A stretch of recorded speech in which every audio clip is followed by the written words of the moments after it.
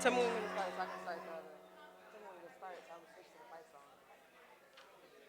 When you're gonna start. Do I play this softly while you're speaking or no?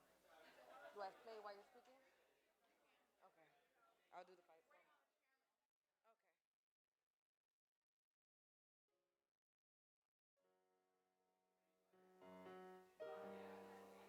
The chairman.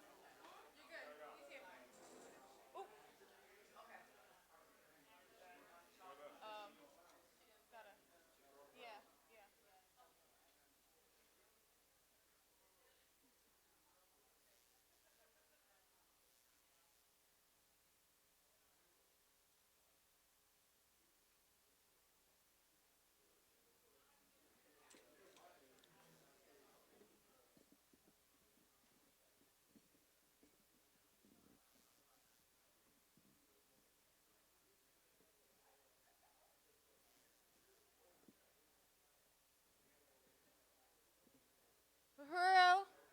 For real? All right, we're about to get started, everybody, so please get to your seats. Please. Don't make me cut the lights off like they did in school before we start.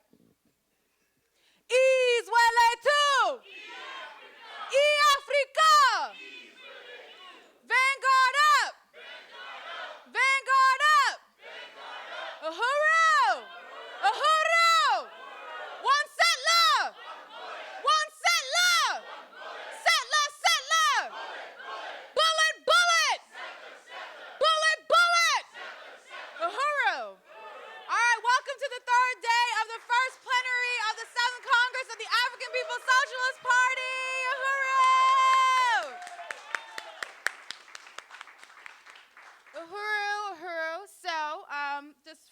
foremost, I know it's been an amazing, impactful 3 days, and we've talked about so much how this process is going to have us transformed, how we've already transformed over these last couple of days. And after this last day, the task is to take the theory that we've learned all throughout this period and what we've been learning from the chairman for the past 50 years, to take that and apply it to the real world, to practice it, to implement the regional strategy, to build the African People's Socialist Party, to build the African Revolution. Vanguard up, unity of theory and practice. That's what this is about.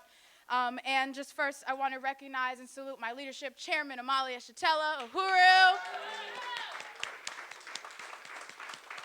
Secretary General Loezi Kinshasa, Uhuru. Deputy Chair Onazine Shatella, Uhuru. And the entire National Central Committee of the African People's Socialist Party, and of course, all of you for being here in attendance with us today. So, really excited. I think you heard this morning some of the musical stylings of our brilliant, our talented maestra, the drum, Elikia Wanyangoma. You've stood with her and sang with her all through this weekend. This is the revolution transforming culture, and that, everything that we do is going to, inspire and talk about African internationalism, talk about revolution, and we're going to sing it, we're going to hum it in the shower. Like, it's going to be in our brains, ingrained within us, and this is a part of that process. So I am really excited to bring up the ever-talented Elikia Wanyangoma to bring us through the African Nation Fight song one more time for this plenary. Uhuru.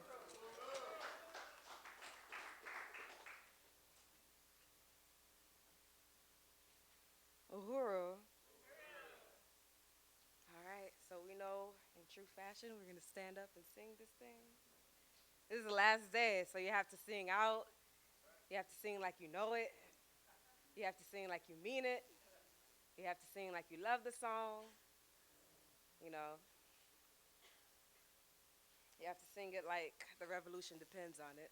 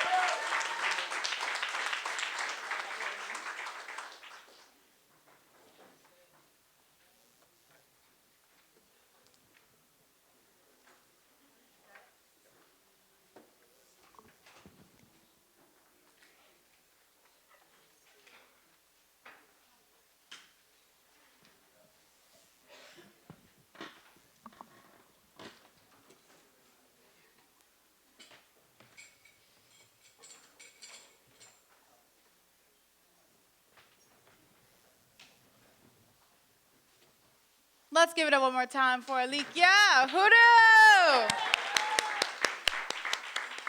Uhuru. So now is a special tradition that our party has established at our congresses and our plenaries. It is the African naming ceremony. So to facilitate this process, I would like to bring up our chairman, Amalia Shatella. Uhuru.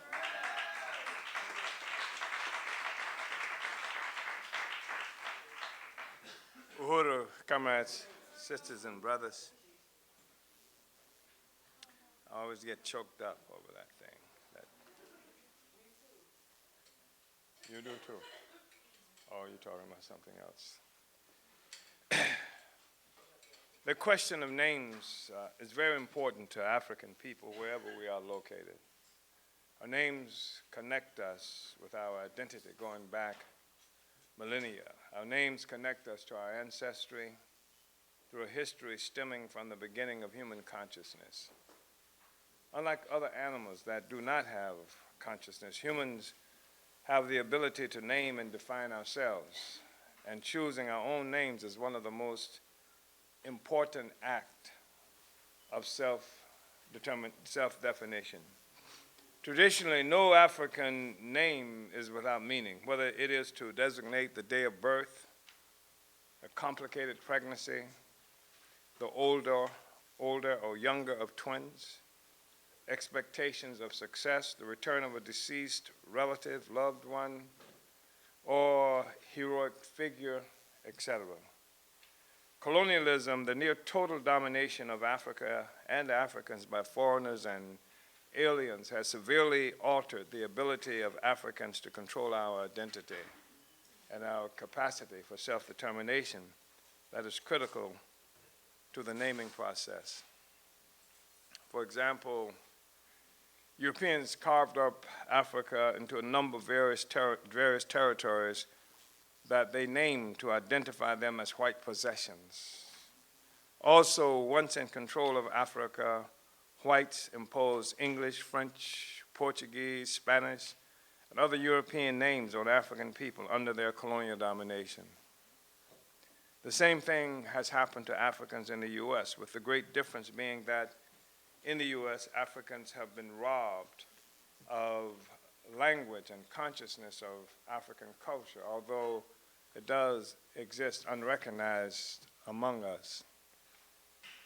Despite this fact, Africans colonized within the U.S. have always fought for our identity, including our names. The amazing worldwide movement led by New York-based, Jamaica-born, New York-based Marcus Garvey under the slogan, Africa for Africans at home and abroad, in the first quarter of the 20th century is the best example or the best evidence of the latent fidelity of black people everywhere for our African identity. Many Africans colonized within the U.S. always sought and adopted African names. In some cases, African mothers have invented, quote unquote, names for their children as a form of resistance. This has become increasingly obvious over the last several years to the dismay of many proper Africans and colonial authorities. Our task today is to take custody of this natural, instinctive movement by Africans toward achieving a connection with Africa through adoption of African names as a form of decolonization resistance. We should use the tradition of giving our children names with a significance, names that identify our children with their African nationality. There are several approaches to naming ceremonies which are often determined by practices within different ethnicities and locations in Africa. Naming practices have a thread of commonality throughout the African continent, however. For example, naming ceremonies concern more than the birth of parents. Relatives and community are always involved, and in fact, sometimes a number of relatives or significant community persons may actually choose one of the names of a child. Names have meaning. They often represent the aspirations of our community for the newborn child.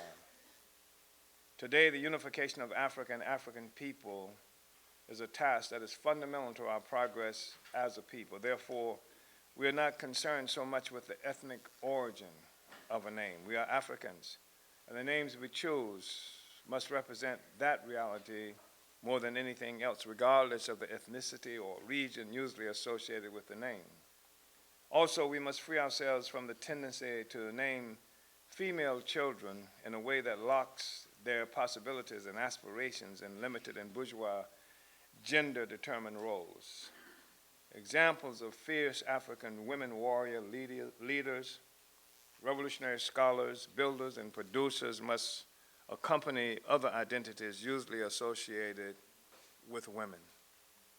This will free women and men from the colonially based assumption that the role of women is so proscribed that they dare not imagine themselves in liberating ways. We should participate in creating a practice of adopting names that speak to our unquestionable aspiration for total liberation and unity. Our names must exemplify joyful resistance and organization. Naming must be viewed as an act of anti-colonial self-determination. The names we choose must predict a future of a free, joyful, creative, and united Africa and African people. And that is what brings us here today. Today we're going to be looking at three Africans who will shed their colonial names, and this community will assist in the emergence of new anti-colonial identity for the persons who we'll be bringing forward. I'm going to ask Comrade Louise de Kinshasa, Secretary General of our party, to come forward. And it is he who has done most of the work and has for the last few times we've participated in this ceremony. It is he who has done the research and looked at the individuals that we're talking about and had discussions about them with people with whom they worked and people who know them and what have you, so that our objective is not just to come up with a name, but a name that is fitting for the individuals that we're talking about. As part of our tradition, we are performing this naming ceremony, renaming ceremony, in the presence of our community. And there are those here who also know these people who we are talking about and will have the ability to unite with our assumption of who they are that is expressed in the names that have been chosen for them. So the three persons who we are going to be renaming, Jason Kine, Nanaya James Grant, and Janice Bryant. Those are the three persons that we're looking at. So I'm going to ask Comrade Secretary General Louise to come forward and take it from here. Yes, sir. Uhuru. Uhuru. Okay, this is better. One Africa. One nation. One Africa. One nation. One nation. One Africa. One nationality. Uhuru. So I just want to start by sharing with you, I was in Venezuela, I met this comrade from Zambia. And the habits I have now, every time I meet an African, particularly from the continent, when they give me their name, I want to know what it means. So immediately I asked him, what's the meaning of your name? And they told me, and then it took me, then he remembered a game they used to play when he was a child in Africa. So they will, your friend will challenge you. What's your mom's name? Of course, you know your mom's name. And then you go next level. What is your grandmother's name? Then you go next one. What is your grandmother's name? then you can go as far as you can. The one who goes the farthest, the one who can go far in the game is the winner. And if you reach like 8th generation, you're already proud of yourself. Because usually most of the youngsters by like the 5th name, 6th name, they start dropping. And I thought that was quite really important, just to know who we are and to think of the crime the United States or the imperialists have committed in denying us our names. When we know we used to play games to say exactly we are. You know, that's really significant. So the first person is Comrade Jason. And there are 3 names here. You want to come up, Johnson?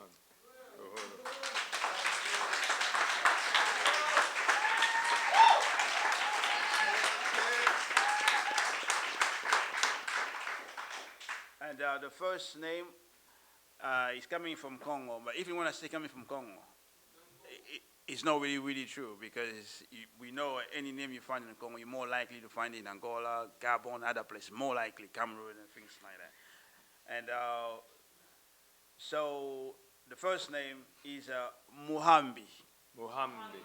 Muhambi, and the Ambi is basically Muhambi means the one who speaks eloquently.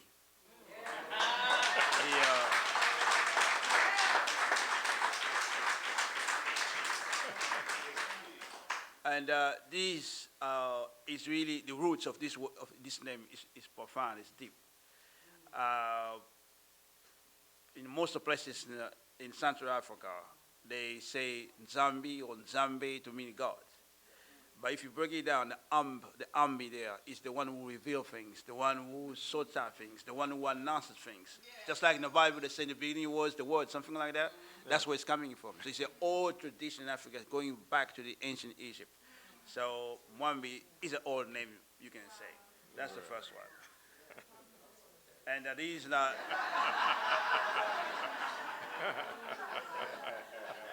and the language is titled, it's called Chiluba. And the second name is from Cameroon, the Bassa language, or the Bassa people.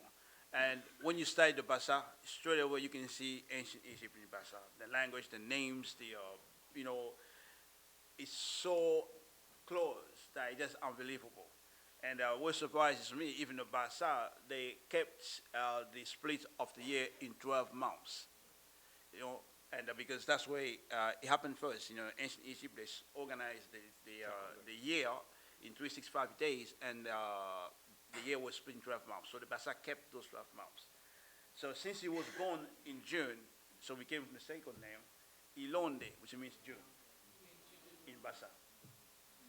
And the last name, it has to do with the one who stays, the one who is loyal, the one who is, it has to do with,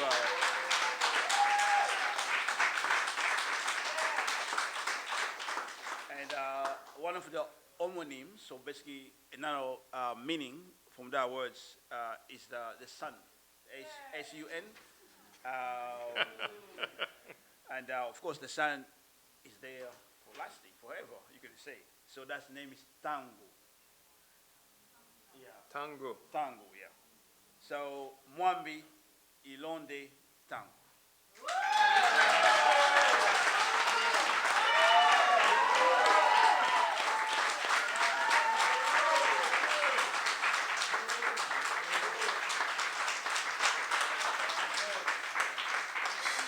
So this is the name that has been chosen that we think and thought best represent this comrade, brother, and there are those of you who know him as well and have an ability to have an opinion as to whether you think this is a fitting name for this brother.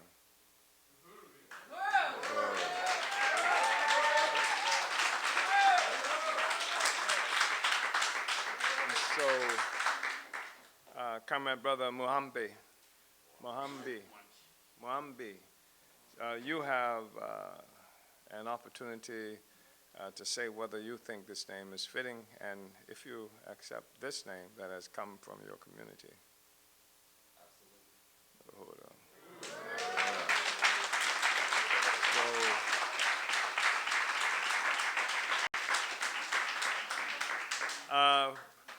Uhuru, come back. No, don't run yet. So, what this really means is that we offer you this that we call a certificate of rebirth, proudly presented to Mwambi Ilonde Tangu on behalf of the African nation and the African People's Socialist Party, February 3rd, 2020, Uhuru.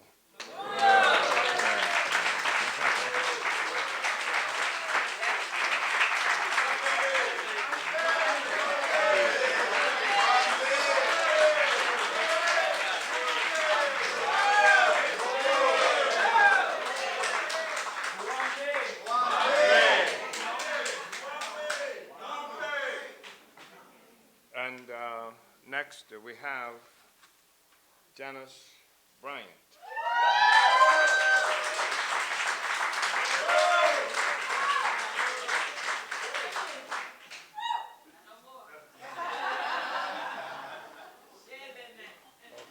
So they come here wanted two names, but she only found one name, so we went for two names. And the first one we see in Cameroon, Bassa language. We And- call it Cameroon. That's Yeah. even Yes, we renamed. renamed. Yeah. That's bad, you know. So we stay with the calendar since she's born in April, and we went for Matop, which means April in Bassa language. And a second name was already chosen. That's Modupe, which means grateful. I think this is Yoruba, is it? Yeah, the Yoruba, Modupe. And the last one, Ichiluba, basically is a Nyungu, Nyungu. which has a few meanings. The first one is a war sign. So if you go into war, that's the sign you wear. So when you see that person wearing that sign, you know she's in war. And also means standards, symbol of a cause we are fighting for. It's like you can have a flag or a banner. You know, that's a symbol, you know, showing what you're fighting for. So it has all these kind of meanings. So that's Red, Nyungu. red, black, and green. Wow. Yeah. So we have Matop, Modupe, Nyungu. Matop, Modupe, Nyungu. Nyungu. Yeah. Matop. Nyungu. Yeah. That's April, born in April. In Bassa. And let's say the last name again because Nyungu. Nyungu. Yeah. Nyungu. Yeah. Nyungu. Nyungu. Nyungu. You got two sounds. The new Yeah. and the ngu. Yeah. And ngu. New ngu. Yeah. Yeah. Nyungu, yeah. Thank you. Yeah. So what was the first name that she chose? Modupe, the one in the middle. Grateful. Oh, okay. Yeah. Grateful. Word. Yes, we were.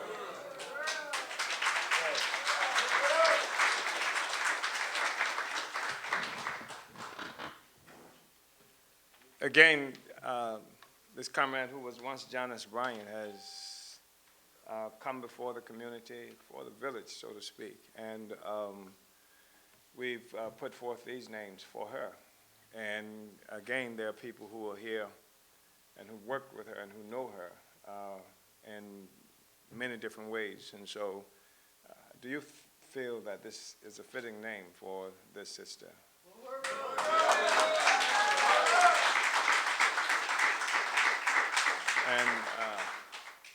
And Matop, how do you feel? Do you accept this as a name? Yeah. Uhuru. So,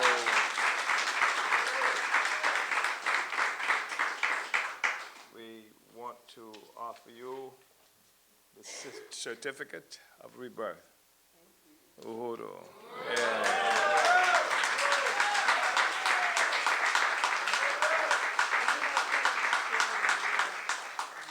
Go ahead. I feel like I'm separating from my parents in a way. Is that crazy? No, it's not crazy, it's just a misunderstanding. Okay. Because your parents have been separated from their history. You have, in accepting this name, you bring your parents closer to their own history. It is, yeah, it is. It is true that young people, children, most often, we're dragging our parents and elders into the future. That's what you've just done.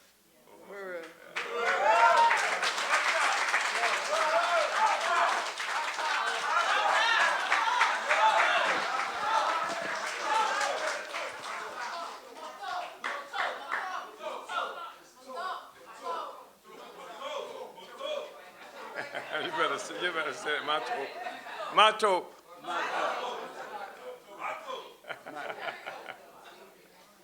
And I hear somebody who works closely with you, definitely determined to get it right.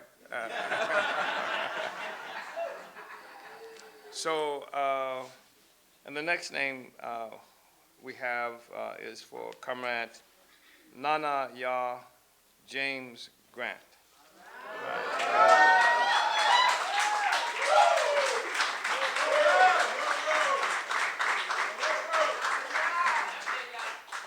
Yes. And for the his comrade, basically, we stayed with the Bassa. All the three names are from the Bassa. And so the first one, we continued with the calendar. He was born in March. So the month of March is Matum. And the second name is but you will see when I give the third name because they are right together. And it's a traditional, powerful, well, the word is brotherhood, but there is no really name brother in the language like that. It's a brother and sister, it's the same name. Responsible for training the body of magistrate, those who interpret the law on behalf of the people. So that kind of traditional group of people, they are referred to as the And I thought about that name because he's the firstborn, and usually you carry a lot of responsibility. So I thought of a name that can come close to that. And the second name, in fact, and the last name Nyobe is the name of the leader of the struggle for independence in Cameroon. Unyobe. And Unyobe belonged to the category of Nkrumah and people like that. He was a great leader. And next to the Mau Mau, he launched a fierce armed struggle against the French in Cameroon, and he almost won.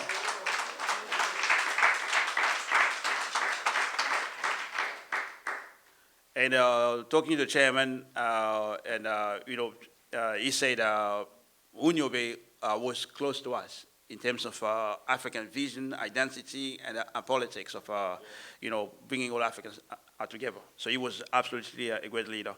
So, and Nyobe, the Bassa people, they built the villages in the river where they found these fish. So when they see these fish in the water, that's where they should build the villages. And that fish has been deified by the Bassa people. So the name goes as Matum Unyobe. Matum Unyobe. Yeah, that's the name. So that's what I can say. So the Portuguese met the Bassa also, and they just got the sea creatures wrong. And because that's why they named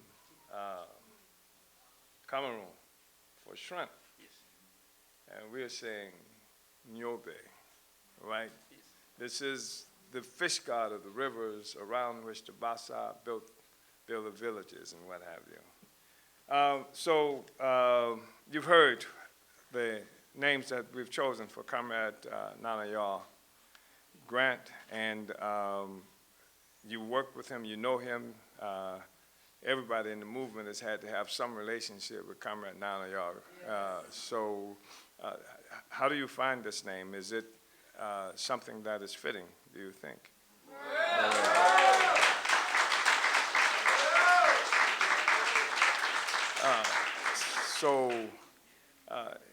It's going to be easier to remember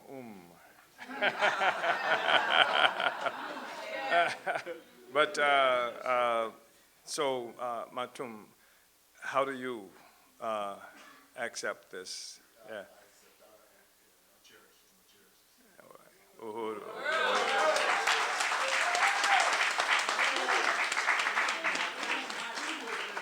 So we've had an opportunity to present to you these three Africans who, before our community, our village, our party, our movement, have publicly taken on this serious act of defiance, an anti-colonial act reclaiming ourselves, our history, for ourselves, for our history. And we have here, again, a certificate of rebirth. And this has to be redone.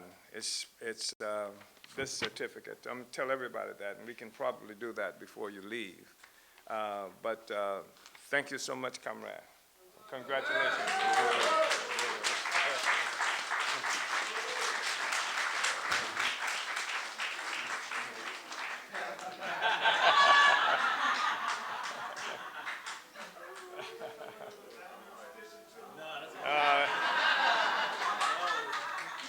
That's Congo.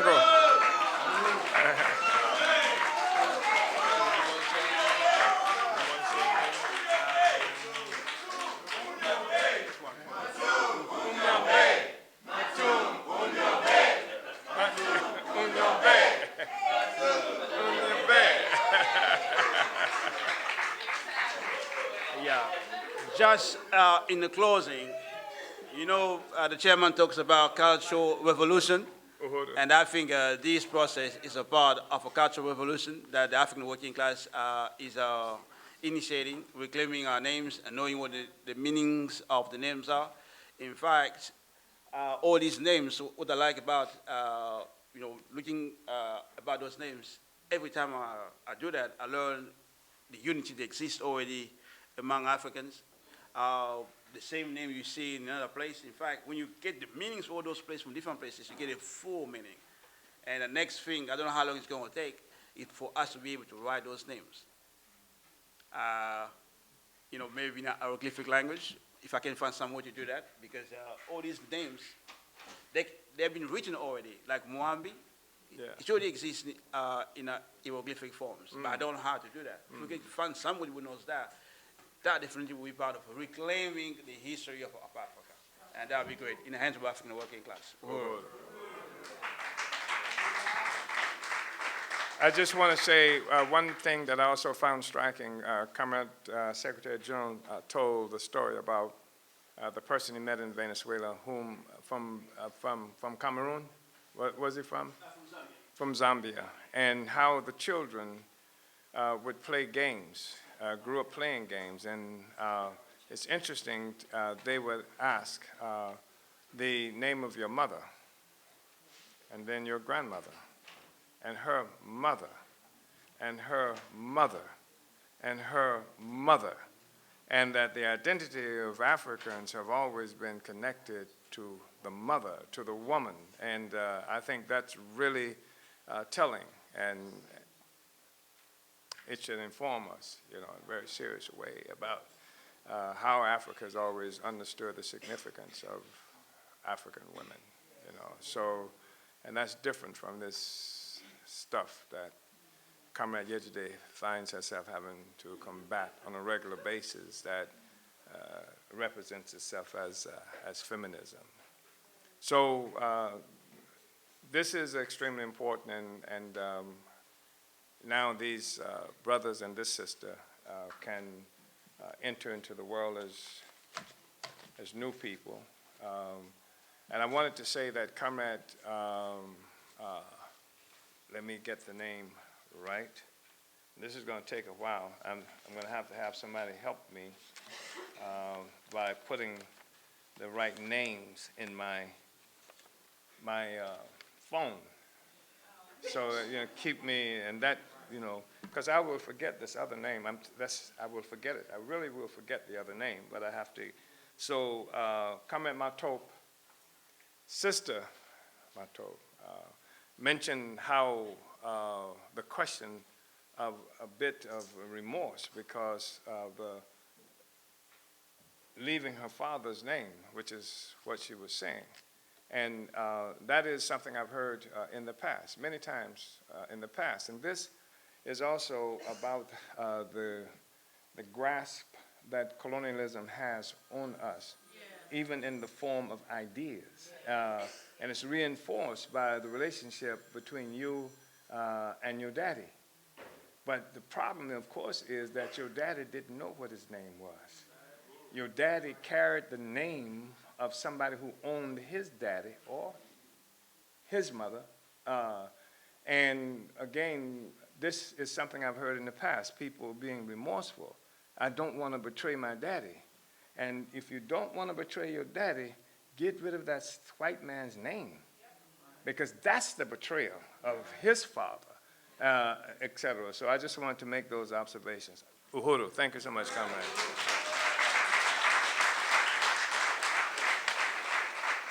Fist up! Fight back! Fist up! Fight back! Uhuru, I just really want to appreciate the naming ceremony and just really appreciate Secretary Luwezi and Chairman with the names. And it's just really powerful because, you get rebirthed into the revolution. And those names is symbols of what the African nation need us to be. And so, at times when we feel weary, we have to remember what the African nation said who we are. And so I just really appreciate that whole process. So next, I consider it an honor to be able to introduce this next part of our program. And this report is coming from Building an Army of Propagandists. And anybody that Director Akile knows that is exactly what she is. She's an artist, and she have gave every gift and every talent that that's inside of her to be able to build an army of propagandists. And she takes this job very, very serious. And anything she touches, she brings the best. And she demands the best from her team. And we have seen, agitprop, but we have not seen what Director Akile have brought to the party. So it is my honor to be able to introduce this next workshop. Please pull out your pens and paper, because this is something that we all must do, because when we talk about, building social movements and everything that we do, this department is going to lead our work. And so let's make sure that we are taking notes and we are sitting tight and really catching everything that's coming from this department. Uhuru.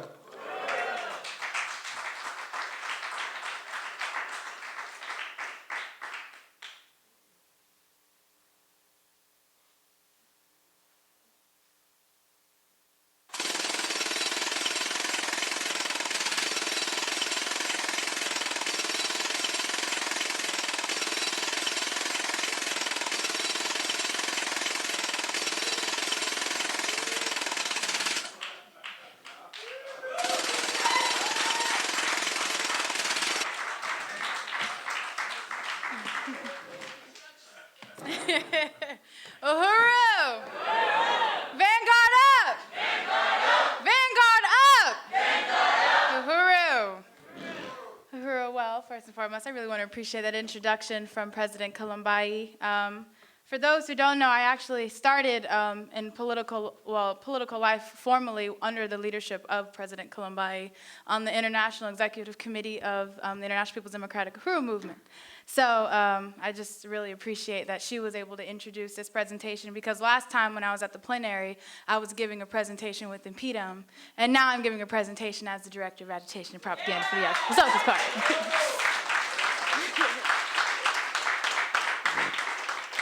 So this is building an army of propagandists, and this is a new world under construction. That's what we've been talking about. We are building a new world, and this is the process of doing that. And we're building an army of propagandists. So it is my honor to present the Department of Agitation and Propaganda report to the party's first 7th Congress plenary. And it is also an honor to serve as the party's Agitprop director on the National Central Committee. And I want to salute and recognize my leadership, Chairman Amalia Shatella, Uhuru.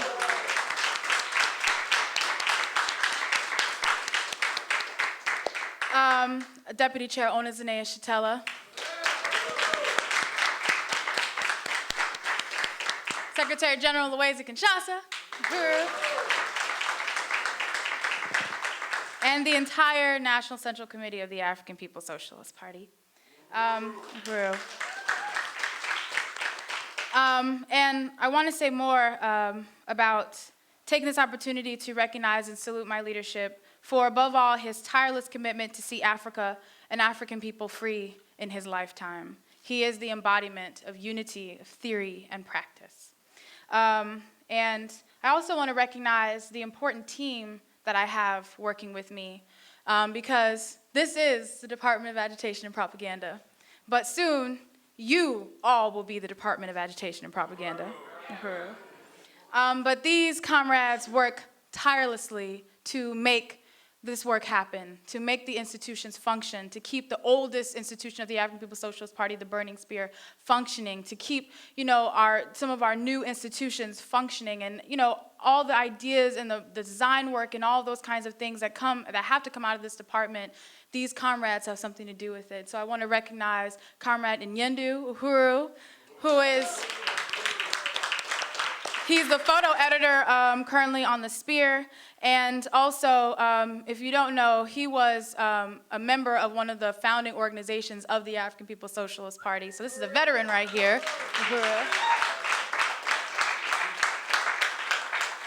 We have Comrade Temba Shabanda Uhuru, who has talents in basically everything that Agitprop has to do. Temba has the ability, the talents to be able to do almost everything that we need to do. If we need graphic design, in technical engineering, radio broadcasting, all those types of things. Temba has really been, a real big staple in the last 4 or 5 years within the department. 5 years in Agitprop. And then we have our comrades from the African People's Solidarity Committee. We have Comrade Lisa Watson, Yaya, Uhuru. And I feel like I can't say okay, well, this is what their role is, because they do everything. All these people do everything, so it's hard to say, well, this is their role. And they just play instrumental roles. And then we have Comrade Sandy Forrest, Uhuru.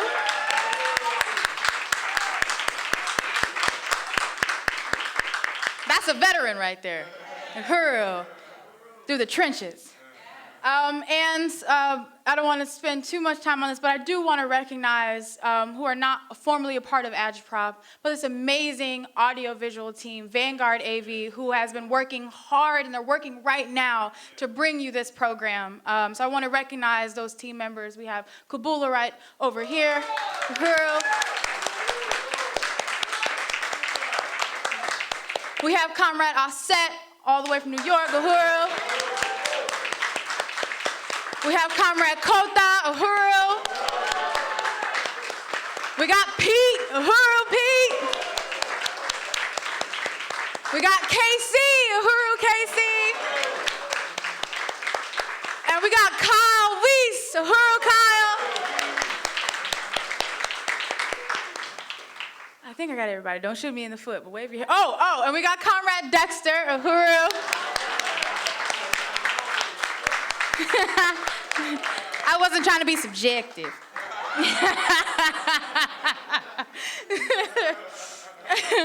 So Agitprop's intention here is not to make a general report about the state of the department and our plans, and we're going to talk about some of those things, but that's not what we felt was, like the most important thing we needed to do coming out of this. Based on what was laid out in the chairman's political report to the 7th Congress and the first 7th Congress plenary, we felt it necessary to make this report a training on how to be a propagandist. As chairman has stated, the party has solved the problems of the revolution, and this plenary represents the continued efforts of the Vanguard to solve problems and move the revolution forward. That being said, we're currently confronted with the problem to effectively train and ideologically develop our party and movement. Agitprop has the task to solve this problem. We have the task to win unity with the theory of African internationalism within our party and among the masses. In order to do this, members of our party and party-led organizations have to become walking, breathing propagandists. This presentation will serve as the training to become an expert propagandist and will put forth the expectations of this department for the Agitprop work in every region, state, city, village, campus, and prison unit. The mandate from this political report for the task of Agitprop was crystal clear. Quoting it directly, it is often said, and correctly so, that the Department of Agitation and Propaganda is the heart of the party. It is within this department that the party's production and distribution of African internationalist ideas are concentrated. For many years, Agitprop has produced the Burning Spear newspaper, published party books, developed propaganda around struggles of virtually every oppressed peoples in the world.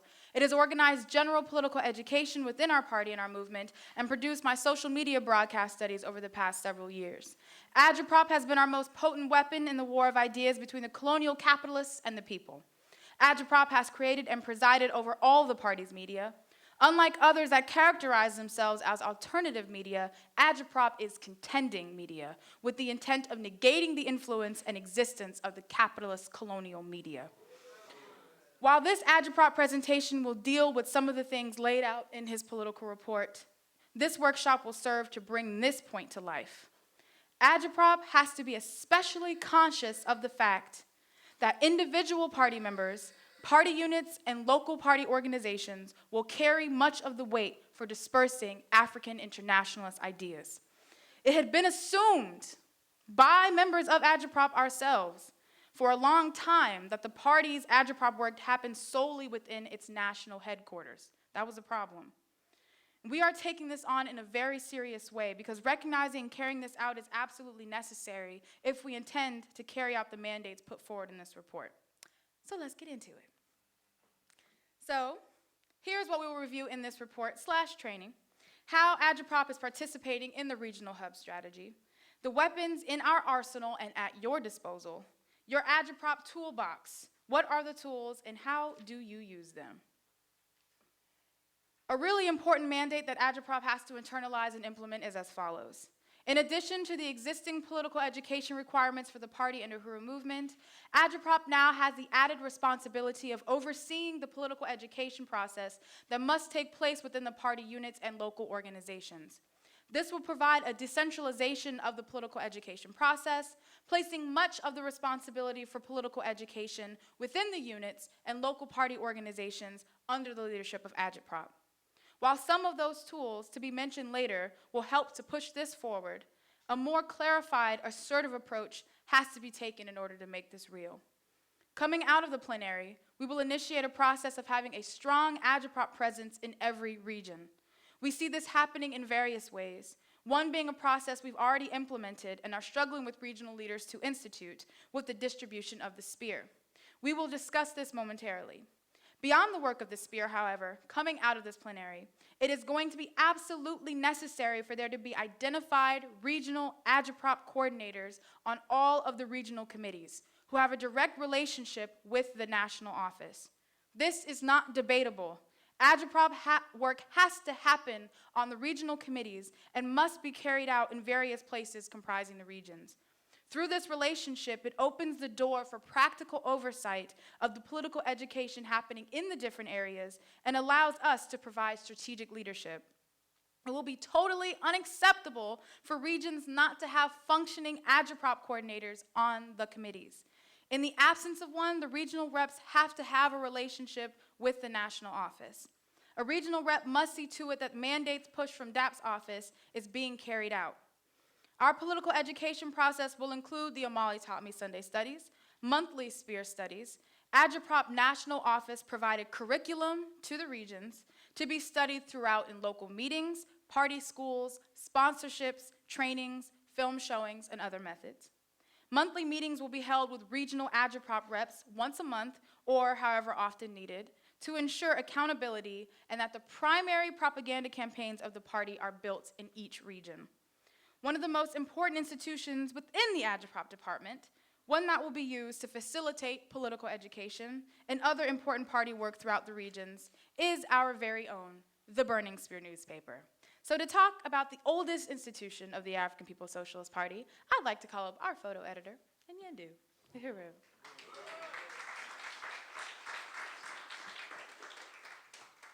For many of us, the history and the significance of the Burning Spear newspaper is well known. Whether you had the opportunity to work on the Spear, distribute the Spear, or study the Spear, you have experienced the impact and importance of this newspaper. We make note that the Burning Spear newspaper is the oldest Black Power paper in print today. It is due to more than just state a important accomplishment. Our newspaper has been telling the stories of African world from the perspective of the African working class for 51 years. Our newspaper has been in constant production since the defeat of the revolution of the 60s. It's been the primary organizing tool of our party and has documented the nearly 50-year history of our party through its pages.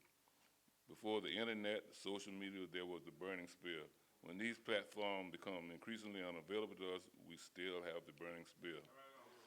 While you can access the content of this journal on your iPhone, laptop, or tablet, you don't need either of these things in order to read the Burning Spear. Our community can have access to the information and our ideas for just $1 a copy. Many revolutionary papers have come and gone, but the Burning Spear has stood the test of time. It's safe to say that it is the only revolutionary newspaper in the world today, which makes the case for why we in the party must read the Spear, write for the Spear, work for the Spear, sell the Spear. We will discuss later in this presentation on how to use the Spear to become an effective propagandist. But right now we will discuss how the Spear is working itself into the regional strategy.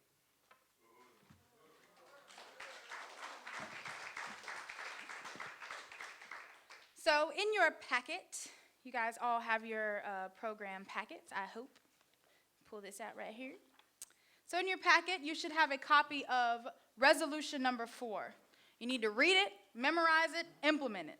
This was presented and voted on at the 7th Congress of the African People's Socialist Party, which means it's on every member of our party to carry it out. It also means that it's not a suggestion, it's a requirement. Not a suggestion, it's a requirement. So please follow along as I read resolution number 4.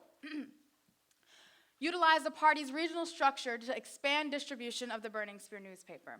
Whereas the Burning Spear newspaper is the official organ of the African People's Socialist Party and constitutionally mandated to be distributed by the party's call for members to distribute its press, and whereas selling the Burning Spear newspaper in the African community is the primary means by which members of the African People's Socialist Party can organize and influence African workers on a daily basis and recruit members into the party or our other organizations, and whereas the African People's Socialist Party has engaged in a regional strategy to build dual and contending power in the colonies throughout the U.S. through the consolidation of regional hubs, now, therefore, be it resolved by the 7th Congress of the African People's Socialist Party, Section 1, that regional representatives or identified regional spear agents of the African People's Socialist Party will develop and lead strategies to centralize and collectivize the sale of the Burning Spear newspaper through their respective regions. That regional representatives or identified regional spear agents of the African People's Socialist Party will do everything possible to get the Burning Spear newspaper carried by African bookstores, businesses, and colleges within their respective regions. and that regional representatives or identified regional spear agents of the African People's Socialist Party will ensure that local party organizers within their respective regions established regular Burning Spear study groups to include party members as well as party followers and members of the party's mass organizations, and that this resolution shall be in full force and effect immediately upon its adoption and approval in the manner provided by the Constitution of the African People's Socialist Party and the rules of procedure of this Congress. So you have it right in your packets. Take it with you so you can constantly read it and remind yourself what you're supposed to be doing.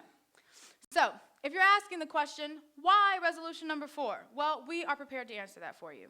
Resolution number 4 brings the task of spear distribution onto the ground versus the responsibility to make sure party members are adhering to their mandated spear sales, or that spear sales are increasing throughout the regions, resting solely on the shoulders of a few members in the spear's national headquarters. Now it's totally opened up, so it's not just this thing happening within the Uhuru House in 1245 18th Avenue South, but it's something that the party is responsible for, that the regional leaders and the members in those regions are responsible for distributing the spear, increasing spear sales. Distributing the spear is the responsibility of every party member. It has to be worked into the day-to-day schedules of each rank and file member. 25 for probationary members, 100 for non-probationary, which is a considerably low amount to distribute. We're no longer just reminding people what their spear sales requirement is. We're enforcing it with the implementation of resolution number 4. We're done with reminders. We're done with excuses. Resolution number 4 solves the problem. Sell the spear. The Spear Distribution Office introduced reporting tools to help our offices, as well as regional leadership, to keep track and hold accountable the party members within a region to sell the spear. It also pushes, so it helps you, it helps the regional leaders to keep accountable and make sure that everybody within the regions is selling the spear. It also pushes the regions to work to get the paper into stores and other institutions willing to carry it. Resolution number 4 will help to resolve a common issue raised regarding spear purchases. If there is a contradiction that may prevent an individual from purchasing their spears, the LPO, the unit, or regional committee that the individual belongs to should come together to collectivize spear selling efforts, making sure that each party member is adhering to their mandated amount of sales. The reporting system that should be used in the unit, LPO, and region should be keeping track of the spears sold, which means that no one falls through the cracks. If a party member is noticed not selling the spear, the committee to which that party member belongs will be able to sum up, assess, and resolve. We call this the no excuses approach.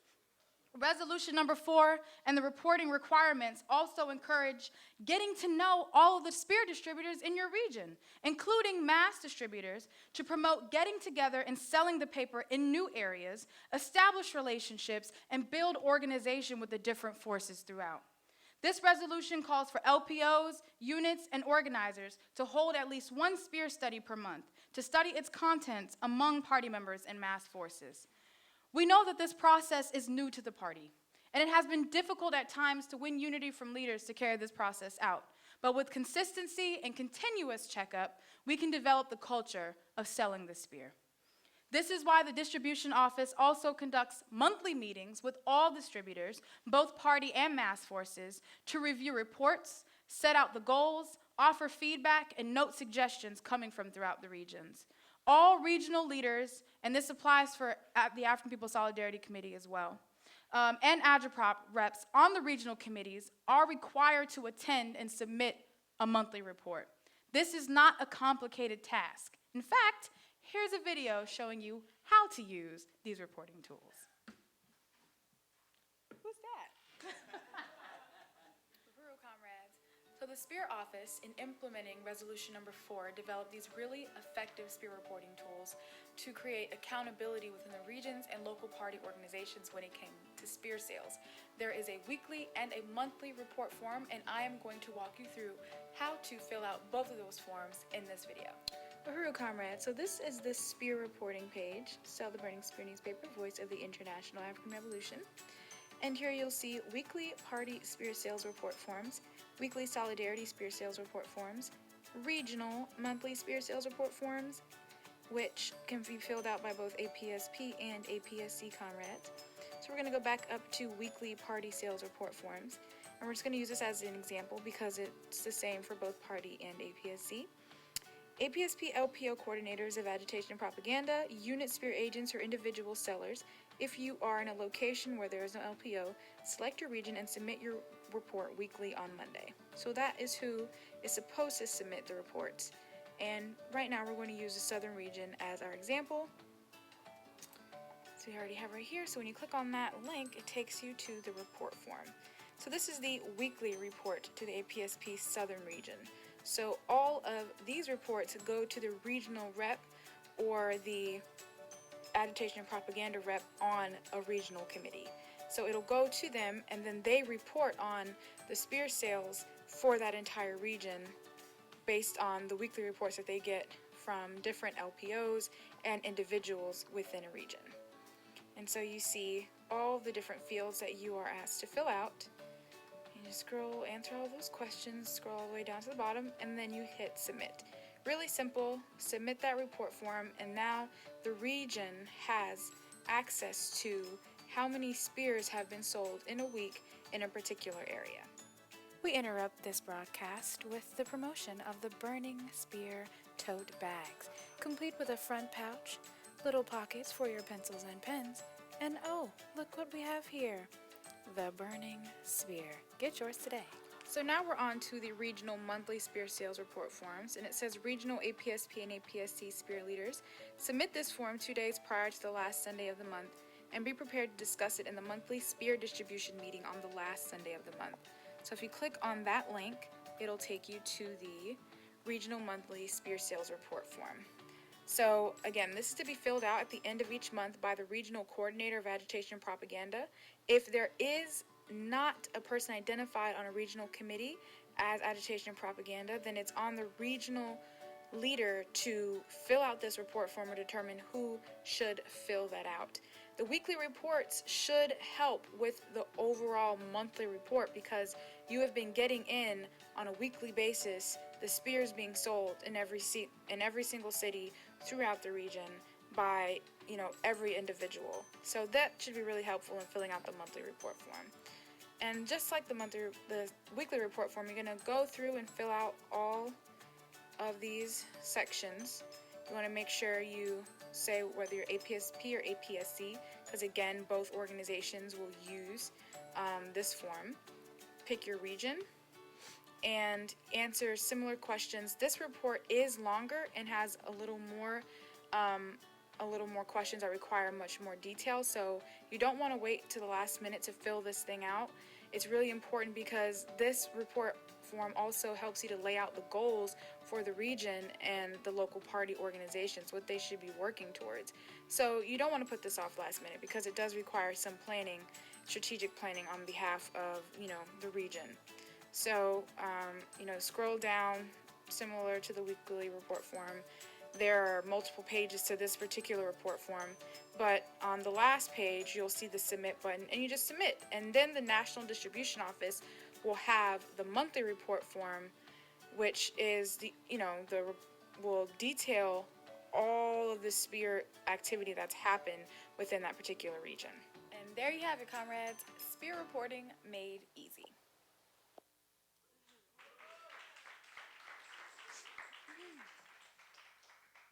All right, and since resolution number 4 will be used to expand the presence of the spear throughout the regions by encouraging party members to approach brick and mortar stores and institutions within our communities, we will be pushing these important branding materials. We want to promote the use of a standalone rack in our spear signage, and we're offering the signage here at our table for pickup today. And if you have not already gotten, Lisa's been going around giving people signage as well to take back to your institutions to help brand and promote the spear in those institutions.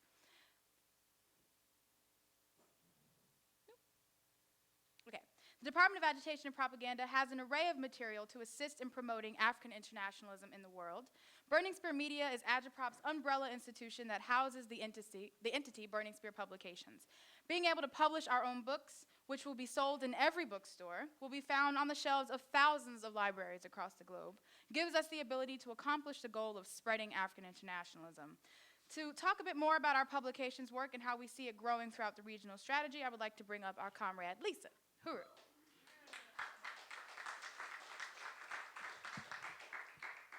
Uhuru. Burning Spear Publications is a division of Burning Spear Media, which is a wholly owned subsidiary of Black Star Industries. So the books are part of the party's Buy Black Power campaign and represent an excellent example of the party's slogan, "The political and economic are one." Publications are part of the party's regional strategy, and Agitprop urges every movement organization to purchase books at the distributor rate to add to your outreach and fundraising tables. Burning Spear Publications offers a distributor kit, which includes a great starter selection of books, and you can order it over at the table or on burningspearmarketplace.com. Several areas have purchased a distributor kit in the past. Those areas are listed on the next slide, and we call on those areas to check your inventory and restock your kit. So those are the areas that may need to restock and have already gotten a kit in the past. And then on the next slide, there are still areas that don't have kits, which means that the party's publications may not be being distributed or studied in those areas. And these are the pieces that we will use for the books are what we'll use for political education, to win forces to deepen their unity with the movement. And here are some of the areas that we know of that we understand have not ordered a kit formally yet. So that's Washington, D.C., New York, Huntsville, Impediment in St. Louis. And Agitprop encourages you to get these right away, and if possible, leave here with your kit for your city. On the next slide, in addition to displaying your book kit on a table, if you have a permanent space, we have a recommended bookshelf display for the books, and Uhuru Furniture Stores and Zanzelli Consignment have agreed to set these up.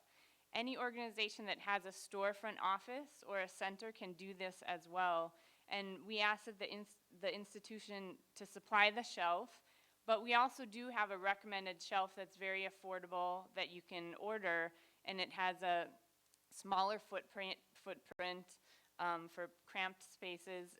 So if you need to purchase one, we can give you that information. And we will also provide you with the signage that goes, like the labels that go on the shelves and all of that. So, and on the next slide, we have a sneak preview of what's to come in 2020, which includes, but is not limited to, a reprint of Reparations Now, which is the abbreviated report from the International Tribunal on Reparations for Black People in the U.S., to include the original testimonials, verdict, and more. Number 2, Vanguard study books for cadre development to help make studying easier. Workbooks that you can use to freshen up your understanding on important principles like democratic centralism and combat liberalism, while quizzing yourself and others with African internationalist worksheets. 3, serious work done to expand distribution of the party's publications into African and independent progressive bookstores.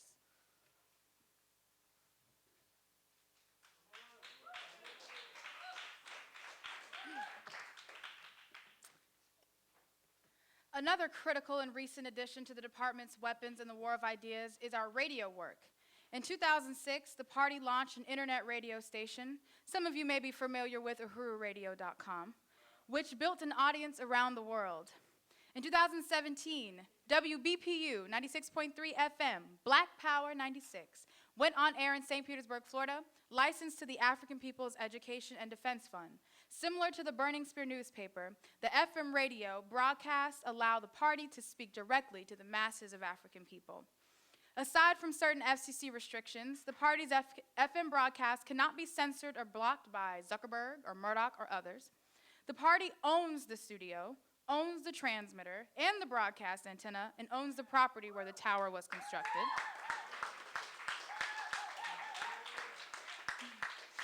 The FM signal does not depend on trillion-dollar satellites to beam down an internet signal or centralized cable infrastructure. Our radio signal travels through the airwaves directly into the homes and cars of African people in the neighborhoods where we are located. This is people's media.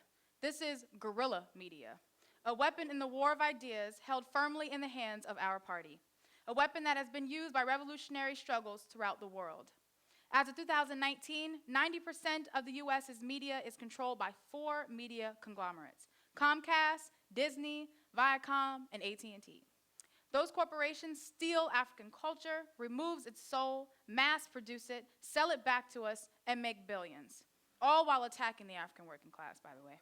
Black Power 96 is building a Black Power radio network to contend with the colonialist, capitalist media as we prepare to govern.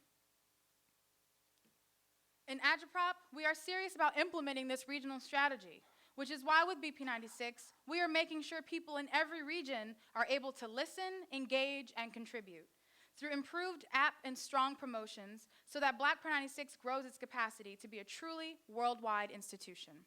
The Black Power 96 mobile app allows people in every regional hub to hear African internationalist news, analysis, and a dynamic mix of African music not found anywhere else. Black Power 96 Radio has been researching a new platform for our mobile app and will announce its release next month. We encourage everyone to keep using our current app and install it if you have not already, so that you can listen wherever you are. In fact, someone from Chicago the other day came here, stopped in the studio and said, "Oh yeah, I listen to Black Power 96 all the time in Chicago. It's how I know about this place." And they came and introduced themselves because they were here for a short while. And I just thought that was really important. And a lot of you listen to Black Power 96 via the app.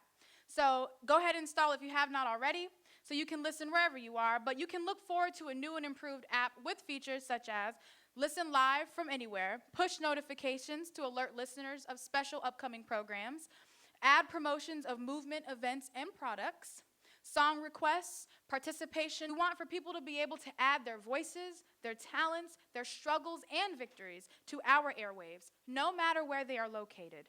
Training will be available to capture and edit audio to make this possible. To spread our influence throughout the regions, one of our goals is to build a radio network. Black Power 96 is working to develop an international network of African radio stations and DJs to expand the party's radio reach throughout the world. And so far, there's a radio station 99.1 in St. Pete has run live broadcasts of the Uhuru Movement events and had movement guests on their station for interviews.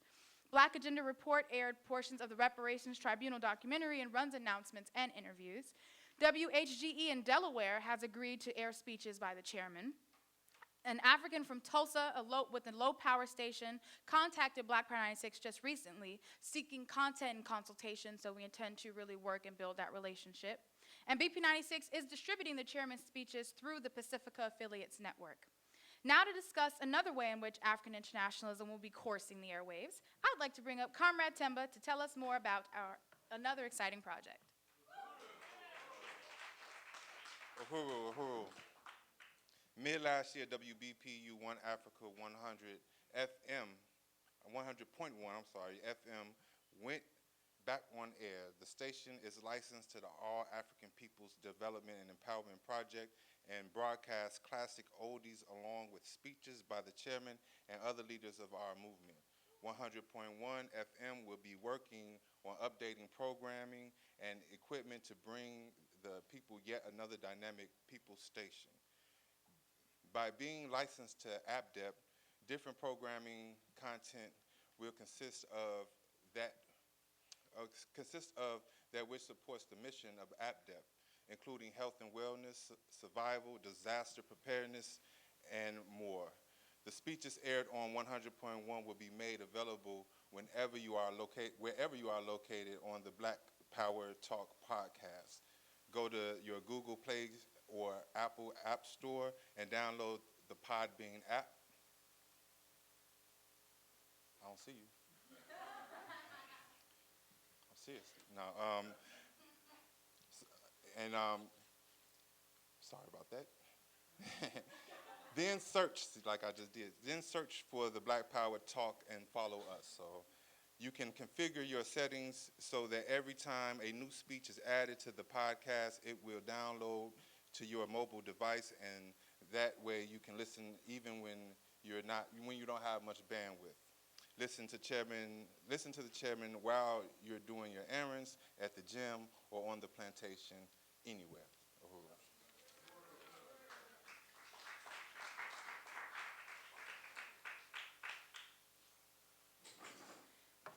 An important program that Agitprop has recently begun to seriously develop are the party's archives. The African People's Socialist Party has a glorious 48-year history of struggle and leadership of the worldwide African liberation struggle, which has been documented in the pages of the Burning Spear newspaper, in photos, and on video and audio tape. The archiving, cataloging, and publication of these materials will ensure that the theory, strategy, and practical leadership of the African People's Socialist Party and Chairman Amalia Shatella will be forever available to future generations, providing continued guidance and serving as a tribute to the role that the APSP has played in keeping the African struggle alive throughout the military defeat, during the counterinsurgency, and leading the way to victory against imperialism for all colonized and oppressed peoples. To discuss more of the archiving program that we've been working on, I want to call on Comrade Sandy. Uhuru. I do want to say it's just been a great honor to be assigned to work, assigned by the party and by APSC to work in the party's Agitprop department under the brilliant, decisive, and bold leadership of Director Akile, and organized leadership of Director Akile. You know, I've been a member of the Solidarity Movement since I was 25. I'm 63. And until it's almost 40 years. And until I began to follow the chairman, I was completely lost and confused. And, you know, being able to participate in crushing imperialism is what makes life worth living on this hideous system. So, uhuru. I'm going to say that. Where's my props up? Okay, so from the beginning, the chairman understood the historical significance of what he and the party were doing, the work that he and the party was doing, and documented everything, and he saved it and protected it. And the Agitprop department hopes that through this report to the plenary on how to become an expert propagandist, we can all recognize our role in preserving the party's history as well. Director Akile has named this the Living History Project because the party's history is being made every day, and we have to document everything that we do in photos, in videos, recordings, you know, writing it. So some of the archival materials are stored on physical tapes and on printed materials. So, you know, the archive project, oh my God, it's amazing. Like cassette tape from the first 1982 tribunal on reparations to African people. You know, there's like the chairman's overview as people advocate to the 1982 tribunal on cassette tape. Mafundi Lake testimony to the 1982 tribunal on reparations to African people. On, let's see, what's this? 8mm videotape. That format doesn't exist anymore, but it's going to be digitized. Sunday Community Rally. Mini DV tape. From the party's school, Gaida Cambone, the party's school intensive on standards of party life, criticism, self-criticism. This will be made available. You know, 1982, Birmingham, England, the chairman speaking in early efforts to build the African Socialist International, cassette tape. Whatever this is, CUSP, some other tape format, 2001, you know, where's our money going, a town hall meeting. Yeah, and then video cassette, VHS tapes. The first VHS camera the party bought was literally you placed the VHS tape into the camera and carried the camera with you. The eviction of the Uhuru House in Oakland, California. I mean, oh my God. And the chairman has compiled it all. So and then there are materials online. Now we go straight to online. So there's stuff on Facebook, on Flickr, on YouTube, everywhere. All of this is being brought together and compiled. So our current work, next slide, with the archive project is to set up workstations in Agitprop, to digitize the source material using photo scanners, VCRs, mini DV cameras, audio cassette tapes, you know, all the equipment set up there to digitize everything, and then to upload it. Agitprop has established a paid cloud account, and this is in the mandates, I think, that will be spoken to, but every department and institution can assign a rep to receive a login so that you can upload your stuff to a secure location. Facebook takes our stuff down all the time. YouTube, you don't know if it's going to stay up or not. People got cassettes in their home. They got whatever. Their computer dies. Everything's gone. everything can go up to a paid storage cloud. Of course, nothing is 100% secure, but it's a paid private account, not Google's, not YouTube's, not Facebook. So we also have a really exciting victory to announce. The newspaper and periodicals project coordinator of the University of Florida over in Gainesville emailed Director Akile in November saying, "We would be truly honored if you would allow us to include the Burning Spear in our digital collections. It's a really great publication, and it would certainly help expand the scope of our content. The Burning Spear would be an invaluable resource for students, researchers, and scholars here at the University of Florida. We would be thrilled to include such an extraordinary publication as the Burning Spear as part of the digital collection." So these are a couple of screenshots from the digital collection of University of Florida, and they've got stuff going back to the 1800s. You see now they are beginning to have the stuff up from the Burning Spear. So, yeah, this is a huge victory. Yeah, uhuru. Yeah, and so this here is the very first copy, a full tabloid copy of the Burning Spear newspaper. Yeah, yeah. This is a picture of the mural that the chairman tore down right here in St. Petersburg City Hall, off the wall, the offensive mural caricaturizing African people. And this was published in December 22nd, 1969. If I tried to open this, it would tear and shred. The Agipop department's got like 15 of these. So the UF, they've got all the equipment, you know, the top line equipment to be able to scan every page of every Burning Spear newspaper. And it's not only going to be like taking pictures of it, they have the state-of-the-art optical character recognition software, so it's going to become text searchable. So you want to type in Desi Woods, Azania, Iran, anything the party ever did on these issues, you'll be able to find it going back to 1969. Yeah, hooroo. This is very exciting. It's recognition of the party's status as the Vanguard. And yeah, and once they have scanned them, the PDFs will not only go up on their library, but will be given to the party to post and distribute as the party chooses, and the copyright ownership remains with the party. Yes. So in December, we shipped 4 boxes of spears. They've started to scan them. We're also sending them the PDFs that we have for the more currently produced ones, and they've started to post them. In a couple of days, we're driving up to Gainesville to meet with the conservation and archive staff to tour their facility, and we're aiming to get help with this video scanning because they have another department that does that kind of thing. So that's good, yeah, uhuru. Yeah, uhuru. So next slide. In 2020, we will complete the reparations package. This is not on here, but if you go to apspuhuru.org, there is the beginnings of a reparations section, which the party chairman called for because of the emergence of this issue, you know, onto the national debate agenda. So there are a lot more materials that are going to go up on there. So that work is in progress now. In 2021, we will be raising the funds to install the party's own backup server. So it won't just be the cloud, but there'll be multiple location of entire backup servers that will have, you know, protected copies. So yeah.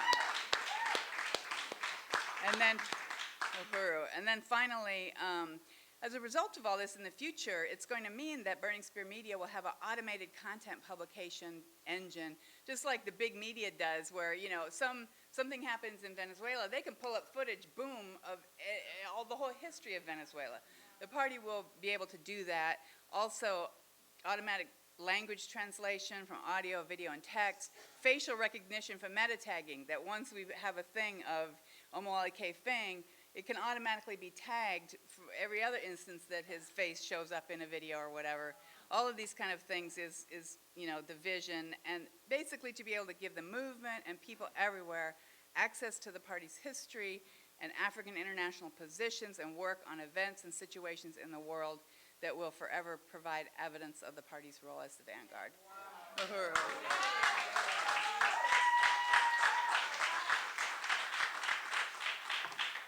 Uhuru. So now that we've talked about Agipop's institutions, programs, and plans, it's time to arm us to be expert propagandists. We are building an army of propagandists. So to build, our tools in our toolbox. So as you can see, the institutions we've just went over, plus a few more tips and tools, will comprise your propagandist toolbox. And while you may not carry out one of these bad boys during an outreach session, so I don't propose you bring a hammer, unless you want to bring a hammer. So while you may not carry all of this, you certainly want to make sure you arm yourself with the tools shown here. So now it's your turn. Next slide. So take notes. There's a piece of paper. There's some paper and pen in your folders. It's your turn to take notes. So to explain the use of these tools, we'll reference 4 different scenarios. This should help to help clarify what each tool can be used for and how easily accessible and simple it is to use them. So for our scenarios, we have the St. Louis government is destroying the African community to make way for the National Geospatial Intelligence Agency. We know about the No Way to NGA campaign in St. Louis. For our second scenario, we have the state agency known as Child Protective Services as a weapon used to steal African children from their mothers to place them into the custody of the hands of the colonial capitalist state. You know the campaign Arrest CPS by the African National Women's Organization. Scenario 3, the party was engaged in waging important campaigns that transformed Oakland, California, and revived the Black Revolution of the 60s, whether it was changing the narrative around the slandered Huey P. Newton or defining the vicious slumlords as the enemy of Africans. We've heard a little bit of history about that work, so that's scenario number 3. And scenario number 4, an important campaign waged by the Huru Solidarity movement to reveal the depth of parasitic capitalism, the deadly process of extracting diamonds from Africa for the benefit of white society, and a call on white people to turn over their blood diamonds as well as the diamond industry to pay reparations. So we'll reference those 4 scenarios and basically how to use those tools with those 4 scenarios. So one of the most important propaganda tools are flyers. You don't have to have a degree in graphic design, I sure don't, to make a to-the-point piece of literature or flyer. This is a skill that almost every party member needs to develop. We have to be able to quickly produce and disseminate flyers to compete in the war of ideas. We cannot be held up on waiting on one person and a whole bureaucratic process to produce a flyer. We're eliminating that. We got to know how to do it. Everybody has to know how to do it. It's really simple. We need to be able to make the points, generate the appropriate response, and mobilize the forces in our community to move in the direction necessary. When creating a flyer, it's important to understand the difference between agitation and propaganda. This will help to determine what your flyer needs to do, what it needs to have on it. An agitational piece is one that can spark motion, move people to action. It usually contains less words unless it's a provocative statement or call to action. It has to do with what its name suggests. Agitate, to the end of moving the people in the direction that we need them to move. Propaganda pieces are generally the more informative piece. It deepens the understanding around a certain issue or question. It explains thoroughly the situation at hand and should give the people a greater sense of clarity around a certain situation. So these are the things that need to be considered when you're making a flyer. What kind of piece are we trying to do? What is the message we're trying to convey? When making a flyer, think about your concept. We'll reference scenario 1 for our concept. In St. Louis, we're trying to convey the seriousness of the construction of the NGA. We want to encourage a sense of urgency and mass mobilization to intervene. The government has been feeding our community lies about the so-called benefits of the NGA. We want to host an action to disrupt that construction.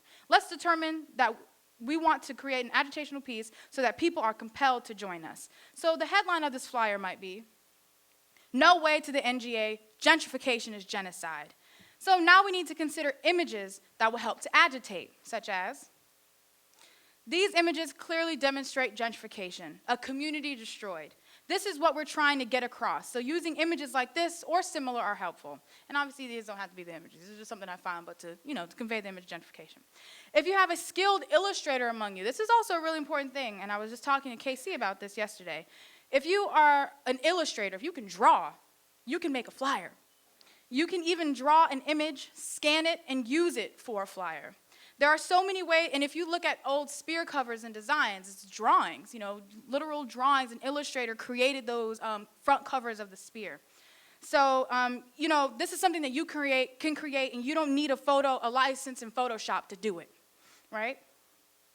When it comes to design tools, having computer programs such as Photoshop is beneficial, but it is not a necessary program. With the development of technology, there are lots of design tools at our fingertips, some even in the form of apps that can be downloaded on your phone. You also use free programs in Google, or you can use the classic Microsoft Office. So don't laugh at it, guys, but this quick mock-up piece was done in less than 20 minutes on Google Docs by yours truly. I've never made a flyer in my life, so that's it. It's not the cutest thing in the bunch, but for a novice such as myself, this is to show that it's not complicated to do this. It has the elements that should be on all of our flyers: organization logo, contact information, and depending on what the flyer is for, the time, date, and location. So this is our No Way to the NGA, Gentrification is Genocide, action against the agency. We're going out, we're going to, demonstrate against the construction of the NGA. So that's what that flyer is supposed to do. So for printing, there are several options that can be used. Depending on when the flyers are needed, the places you use to print may be different. You can use the standard printing companies. Some people, depending on where you are, don't know if all these places have, like Office Max or Staples, FedEx, Kinko's, or other printing companies in your area, but these may be pricey. So we should really investigate the libraries in our areas. Libraries often print in black and white and might have a different cost for printing color. If you work in an office building with printing abilities, or you know of other comrades who have access to printers in their workspace, they should be approached to supply printing needs as well. This process requires you to get familiar with the different places in the area that serve printing needs and form relationships with those inside of these types of institutions. To print large quantities in bulk, you can also try printing different printing sites that ship to you with a shipping cost. This should usually be done if you have the time and resources, and depending on what the flyer poster is for, such as a more formal event. Printing should be taken on by the unit, LPO, regional committee, etc. If you don't have enough to print, enough money, it's time to take up the collection plate in a meeting, okay? Don't let it stop you. We got to get these flyers out. We got to print. So ask around the room. We got $5 on it. Let's go print these flyers. So the significance of the spear has been stated earlier. This is to take you through utilizing the spear as the party's voice, as our way of communicating the ideas, events, and victories of our movement. What makes the content of the spear so effective is that it tells the story of our people without blaming us. It tells of a way forward and helps to paint the vision of a future free of the shackles imposed on us by this system. We have to use this paper for what it was intended. We'll use scenario 2 for this next tool.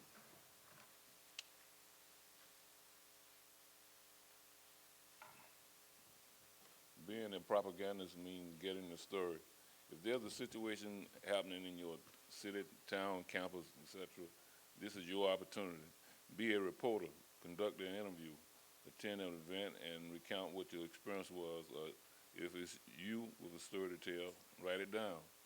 With the ANWAC-initiated campaign, Arrest CPS, there are mothers and families everywhere who are experiencing the trauma of having their children snatched away from them.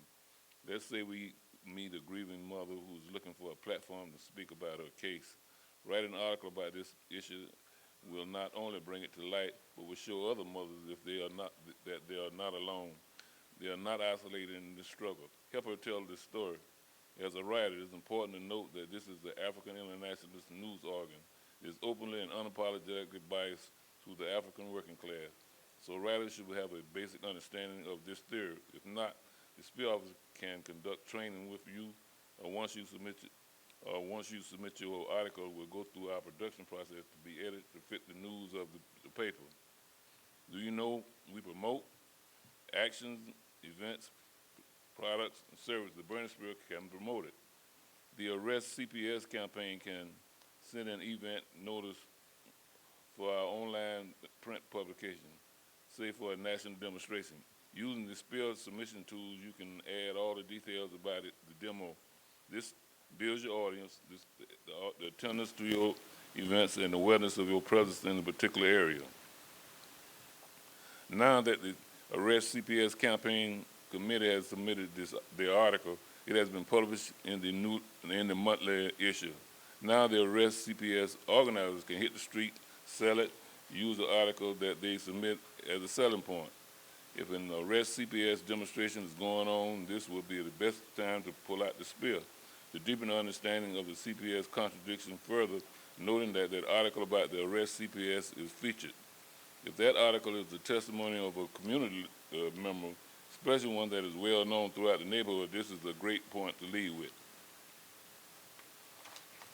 Don't stop selling the spear. Host a spear study in your area. Talk about the pressing issues and campaigns you're dealing with in your area. Use the spear to point to a specific article that deals with these issues. Keep that spear burning.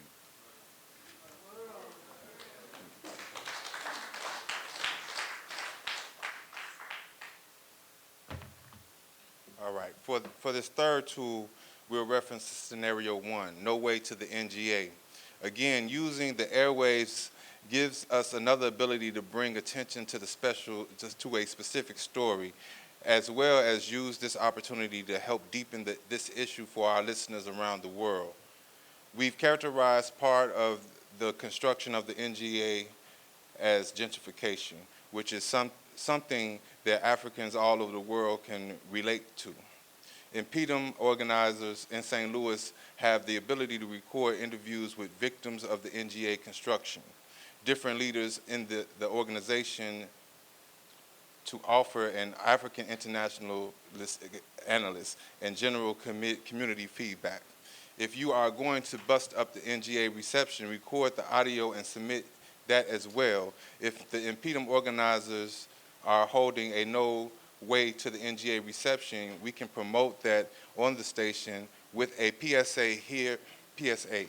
Here's how to become an overnight producer. All right, so you can use your phone. There's apps on your phone that you might have the app on your phone already. You can download the app. I use an app called Voice Recorder, and it looks like this. And you want to make sure, once it's recording, you'll see some levels, and you want to make sure your levels are correct. All right, so you want to get them almost to the top, not all the way to the top, but almost to the top or midway. Those are good levels. And then once you get your levels good, you want to make sure you do this before you even start the recording. Test it and make sure it's good because you don't want to miss anything. All right, so it's simple with a recording device, phone or a recorder, actual recorder. Record actions and interviews, then send clips to BP96 with a write-up at blackpower96.org. Submit public service announcements as well about your events and projects, as the BP96 staff will edit and air them. Then take a listen to Black Power 96 either via radio, website, or app to hear your voice, your PSA, your interview, your content, and encourage other listeners as well.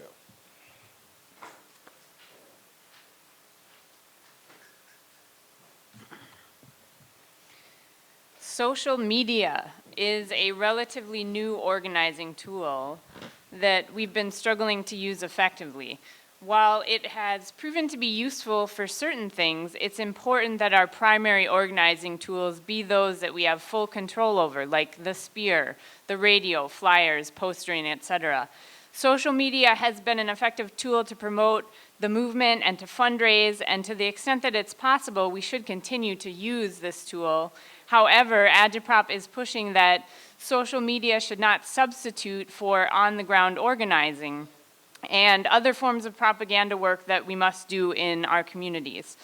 Counterinsurgency is a serious threat to the work that we do, and we've come under assault online before. The movement and the party has come under assault online before. They will continue to threaten to shut down our accounts, prohibit us from promoting our ideas and events, and increasingly make it difficult for people to even communicate with one another, which is why we must become experts in doing all of these things with the tools that we own. Currently, social media is organized to be accountable through the units, the mass organizations, info and ed committees, the institutions' marketing teams, etc. However, all regions, departments, and institutions must follow protocols established by Agitprop in regards to setting up social media pages and how one should conduct themselves online. These protocols were introduced by the party in 2018, and they're included in your registration packets. So look at those for a refresher. And we're going to use the arrest CPS scenario to walk us through how to be a propagandist using social media. So next slide. to create a new social media page, you must request to do that with the Department of Agitprop. And you might feel compelled to create a new page for everything we do, but it's really not necessary. And usually there's already a page in existence that can be used for whatever it is we're trying to do at that particular moment. So that applies to all social media platforms, not just Facebook. With the hashtag #ArrestCPS campaign, since it's a campaign of ANWO, it should be housed on the ANWO page. And from this page, ANWO can stage a national call-in, make a request for social justice legal aids, announce the details of their next demonstration, all while driving the traffic, the web traffic, to that page. So this is an added benefit to housing this campaign onto the ANWO page versus creating a whole new one. Next slide. Promote campaigns, share events, talk to our followers, and raise money. These are the essential actions we want to take on social media. We want to increase our visibility and ideological influence. We can use our pages to promote our campaigns and put out calls to action. We can share our events to try to drive attendance and registration. We should be communicating with our supportive followers, responding to their messages, interacting with them in the comment section, and not be engaging in keyboard wars and public struggles. Social media is also good for fundraising and marketing your economic development projects and institutions. To recall what is acceptable and prohibited social media use, please, again, refer to the protocols that are in your packet put forward by the party's Department of Agitprop.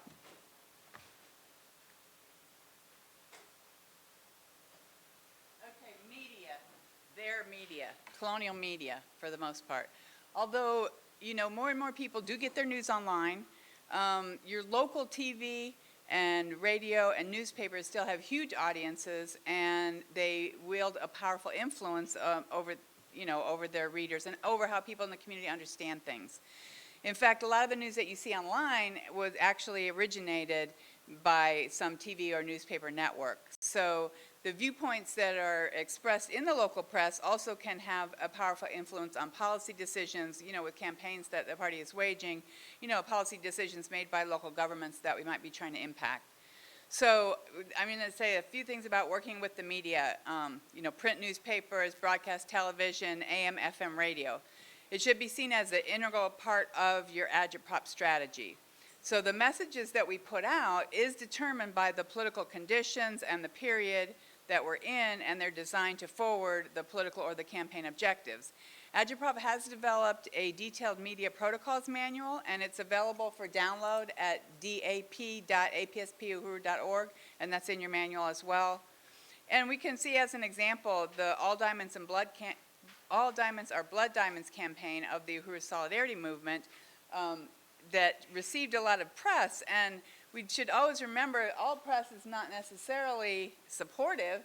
I mean, the coverage, so the Uhuru Solidarity Movement disrupted a diamond conference in New York a few years ago and simultaneously held a press conference outside of that in order to define the questions. And the diamond industry themselves ran information about that action. You know, and they're not going to have a positive take, but like they say, any press is good press. Even when they try to talk bad, people who we were trying to reach are going to read between the lines and be, oh, cool. And so, you know, this information was published. Oh, this was from the Seattle Globalist, I believe. You know, received a lot of press on it because of the press work that was done around that.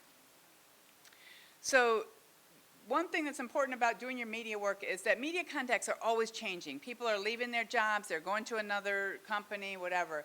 So agitprop, and we don't want to do like a shotgun approach, like, you know, just email one press release to a huge media list and hope that we're going to get coverage. It's not going to happen. We have to know who the reporters, the hosts, the writers, the columnists, we have to follow the media. And so if you, whatever kind of coverage you're seeking, if you're trying to submit a letter to the editor, book a radio interview, you should be reaching out to specific people with a message that is really custom to them. In terms of keeping track of who's who, the Agitprop department has developed a HubSpot database of media contacts that is for the whole movement, so we can share the most current and updated contacts. So Excuse me, so it's way preferable to Google. It's completely unmanageable to try and keep track of your lists in Google. So reach out to the Agitprop department and let us know who is your media rep, and we will work with them and give them access to that HubSpot. I'm just going to say a little thing about that's an example of it there. A little thing about press conferences. Press conferences can be really important and can put out the position of the movement on issues. You don't do it for everything that you're doing. Why do you do it? You have a breaking news or you have a controversial announcement to be made. Your local daily press is often most interested in coming out if it's related to some kind of trending event in the community or on the news, court cases, local crises and issues they will come out for. When do you do it? If you're doing a major conference, do it a couple days ahead. You have some advance notice. You want to find a hook and get them to come out. If the police murder an African, there's a state attack on the African community, you can do it right that day. That's going to be in the news, and when that's on the news, you want part of that news story to be your local MPDM organizer, stating the role of the police. So do that immediately. If the U.S. makes a drone attack on Iran, do it the next day. Where do you do it? If you're denouncing a police action, do it in front of the police station. If you're protesting a U.S. war crime, go down to a federal building. If you have an established relationship with your local media, like here in St. Pete, media will come to the Brew House and does. So if they know who you are, they will come to your office and you can do it there. And then how do you go about doing it? Please download and consult that media manual because it has a lot of detail about making sure that you meet the deadlines, that your press conference itself is well staffed, that you've created a nice visual backdrop for when the TV cameras are recording you, and that we have our own media represented. So we have to have our own cameras, somebody who's serving as a Burning Spear a Burning Spear newspaper reporter, a Black Power 96 reporter, have our own movement media covering it, and then submit the stories to Burning Spear Media. And if you can, have a strong group of the movement and the community standing with you. Depending on the issue, you want people standing with you. But this is laid out much more in the media manual, so download it and study it. Uhuru.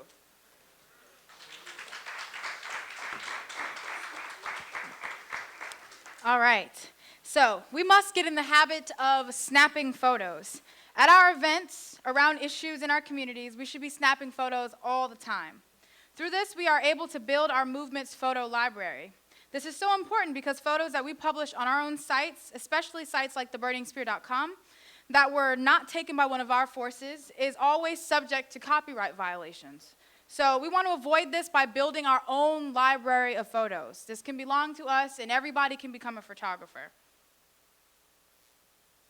Don't worry, you don't have to be this guy in order to take photos. Artistic close-up shots are always beautiful, and we want just as many of those as possible, but those on-the-road, in-action wide shots are just as necessary. Your camera is a tool in becoming an expert propagandist. The task is not always to take the most elegant photos. It's to tell the story. What's happening in this picture? Where is it? How many people are there? What's it about? Those are some of the questions we should be able to answer when looking at these photos. You're not just taking nice shots for Instagram. You're taking coverage photos and pictures that will go in our archives to tell the story of what we did that day. Taking a good picture doesn't require you to have some state-of-the-art equipment either. Sometimes your phone can capture the best quality. It is good to have a camera on your person, accessible to the local organization or unit, and the best photo is the one that can tell the story. So let's say we're at the USM Blood Diamonds tour stop in St. Pete. If someone wasn't able to make it, they should be able to look at the photos and tell how the event went. Looking at this photo, you can see an enthusiastic presentation given by Chair Jesse Neville of USM on reparations. You can tell they're at an event. You can see the tops of shadowy heads giving away at an audience. There's so much excitement expressed here and makes a great photo for a USM Blood Diamonds tour summation article. This is a fantastic shot. It's very serious and can be used for frame photos and posters. It's very eye-catching for social media as well. Put the right caption and hashtags, you could possibly increase your follower count. And while those are all things we need and should do, we wouldn't be able to use this photo on its own to sum up the USM Blood Diamonds tour. We can't say where they are or what they're doing. So it's important that you are able to do both as an on-site photographer. Get those really beautiful shots, get those really beautiful close-up shots, but also get those action shots. What's going on? That's what we want. Everything we do should be recorded, even meetings. With that being said, not everything needs or should be live streamed. I just want people to know that. So we don't want live stream footage. Right now, okay, we're recording on a camera, we're live streaming, but we're also recording on a camera, right? So we got live stream for the live viewers, participators to participate in the plenary, but we also have the footage that is going to go into our archives, the crystal clear HD footage that will be able to be used for years and years to come. We don't want live stream footage to be a substitute for high quality footage we could be getting by just recording it regularly. We can upload and make edits to videos to put out the best possible product. Live streaming should really only be done when it has been organized prior to the occasion. For instance, we're going to use the USM Blood Diamonds Tour again. The night before the USM Blood Diamonds Tour stop in Gainesville, the organizers hear word that there is a diamond showcase at the nearest Zales. USM decides that it will use this showcase as the grounds for a demonstration. The USM organizers are pulling together quickly since they heard word of tonight's showcase just early that morning. They use the flyer made easy process that we talked about earlier to produce a quick piece of propaganda, and they're bringing with them the tour event flyers. We want to capture this demonstration because it's a part of history. It's so short notice, they've identified a phone they can use, but there is no Wi-Fi where they're going. There's no sturdy tripod. If we attempted to go live in this situation, the only footage we'll have captured would be the grainy, shaky, sometimes inaudible live stream footage. Whereas with that designated phone or camera, they can record clean footage, then edit it with a quick video editing tool. Soon after, they can post a 30-second snippet of that demo with a killer caption and potentially go viral. The actual tour event itself can be live streamed, assuming it was planned in the overall coordination of the event. You have a sturdier environment, you are able to test the connectivity and troubleshoot any issues beforehand, and you have the ability to use more advanced broadcasting software like OBS, which allows us to simulcast onto different platforms such as YouTube. If we're not careful about making sure we're not substituting recording with live streaming, a lot of our videos can begin to look like this. Both recording and live streaming is important, but knowing when to use live stream is another part of the equation. And with all of the photos and videos you're going to be capturing, it's important to remember to put it in the living archives. We intend to grow the party, be everywhere, all the time. With this regional strategy, we're going to be in 1,000 different places making history. So how will you, as the propagandist, ensure that the history is being preserved? Here's how. Each region, party department, and mass organization of the party and APSC must identify an archives representative responsible to upload all videos, photos, and other materials. That could be the info and ed person, the agitprop person on that committee that will be responsible, be given the access, their own login access to be able to upload the footage and materials that come from within that region, that organization, etc. Each archives representative must collect all video, photo files, etc., and upload them. This rep will be able to download from the party's full library for use of archival material. So if there's an important campaign that, one of our organizations needs to do, that rep, that info and ed rep can, then access these archival materials and use that to be able to push forward that campaign. Now to introduce some of our final tools. So for this section, my live stream people, we will have to cut the live broadcast, but these training materials will be made available for our comrades who weren't able to attend this workshop, including our brothers and sisters outside of the U.S. But please look forward to the resumption of this broadcast in the next 15 minutes or so. And we thank you for your understanding, but right now we're going to cut the stream. Kyle, give me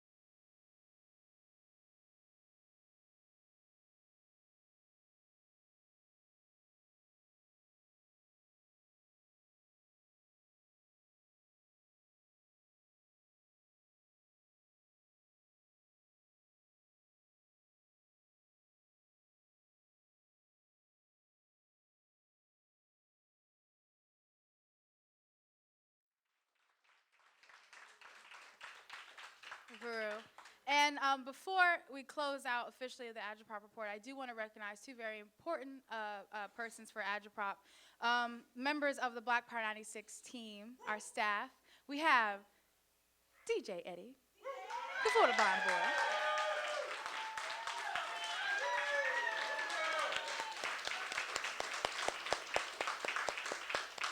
And we have Sister Sierra, who is our underwriting manager right back there. Uhuru, Sierra.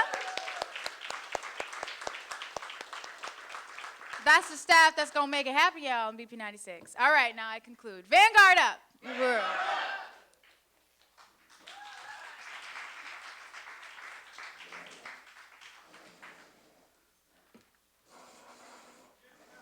And I'm still the MC, so I'm going to be up here. So let's give this report another round of applause, because that's what it says to do. Can y'all take this tape down for me, please? Yeah, the tape. Thank you.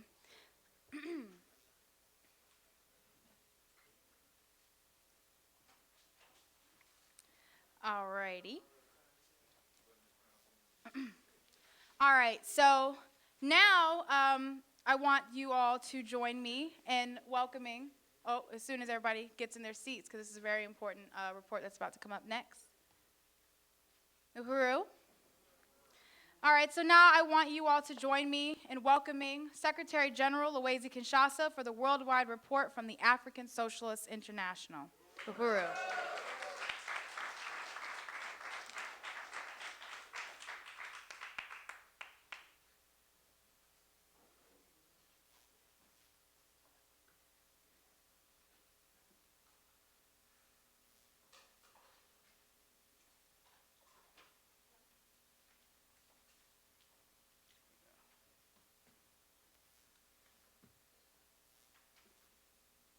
Yes, Uhuru. Uhuru. One Africa. One Africa. One nation. One nation. That's right. Before I say anything, can you please give it up once again for the Agitprop Department and their director, Achille.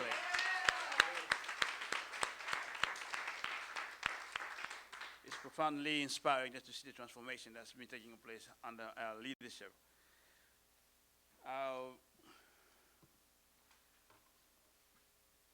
I'm going to, there are two things I have to do.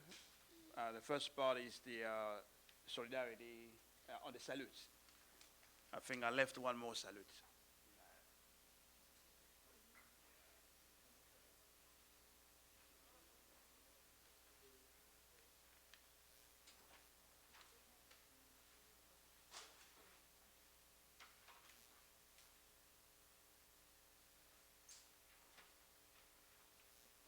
I have all the salute with me. Yes, sir. So first, I have to offer myself a criticism because what I'm going to report does not come closer to the standards being set by previous comrades. I'm going to get the salute first. The first one is coming from occupied Azania. This is a salute from the comrades led by Chairman Tafari Mugeri. You have seen yesterday on the call for membership. And I just want to recognize the works being done in South Africa under the leadership of these comrades, Chairman Tafari Mugeri. We've been working with these comrades for maybe 5 years roughly, and just to see these young comrades embracing African internationalism, and we've been in and out of Africa, but we have not seen anything like this. They study every single document. I just received a text from Chairman Tafari, say, comrade, please make sure we get every single report document. You know what it means? They're going to study every single document coming from this plenary. That's how serious those comments are. So this is a salute coming from Chairman Tafari Mugeri. Uhuru comrades, the African People's Socialist Party occupy Tanzania, a component structure of the African Socialist International, salute the first plenary of the 7th Congress of our glorious party, currently taking place at our headquarters in St. Petersburg, Florida. Without a doubt, the APSP is a force to be reckoned with within the international struggle against imperialism, particularly in the long-standing struggle of African people against colonialism and its spin-off, capitalism. We are truly in the manifestation of the final offensive against imperialism. The African working class, having consistently assumed a posture evidence of their unbridled potential for revolutionary explosion, does not have to shrink its head in the shell of demoralization anyone. The writing is in the political report to this timely plenary, and we have taken a lot of strength in knowing that the party remains resolute in the principle that the philosophers have only interpreted the world in various ways. The point, however, is to change it. Indeed, it's not what we say, it's what we do. 2023 is the year for Africa. The daughters and sons of these war-torn homelands must come back home and raise the red and black and green flag higher in the sky as a declaration that we will not rest until Africa is free. We are honored and appreciate this reiteration by the chairman that Tanzania will be the host of the party's 8th Congress Convention. As much as we would have wished to shake hands with our beloved comrades abroad, we are not going to mourn the fact that by virtue of being an organization for African workers in principle, as well as in composition, in the U.S. Embassy, the U.S. Embassy will not grant any of our members the entry to physically participate at the plenary. Our enemies may be many odd things, but they are not suicidal. The struggle is real. Africa and Africans are at war with U.S. imperialism. As long as we understand that what is more important than sitting at the venue of the plenary is actually to take up the mandate and go back on the ground to put down the necessary work, the event will have fulfilled its most crucial purpose. We are winning. Long live the African People's Socialist Party. Forward with the African Revolution. Forward. So, yes.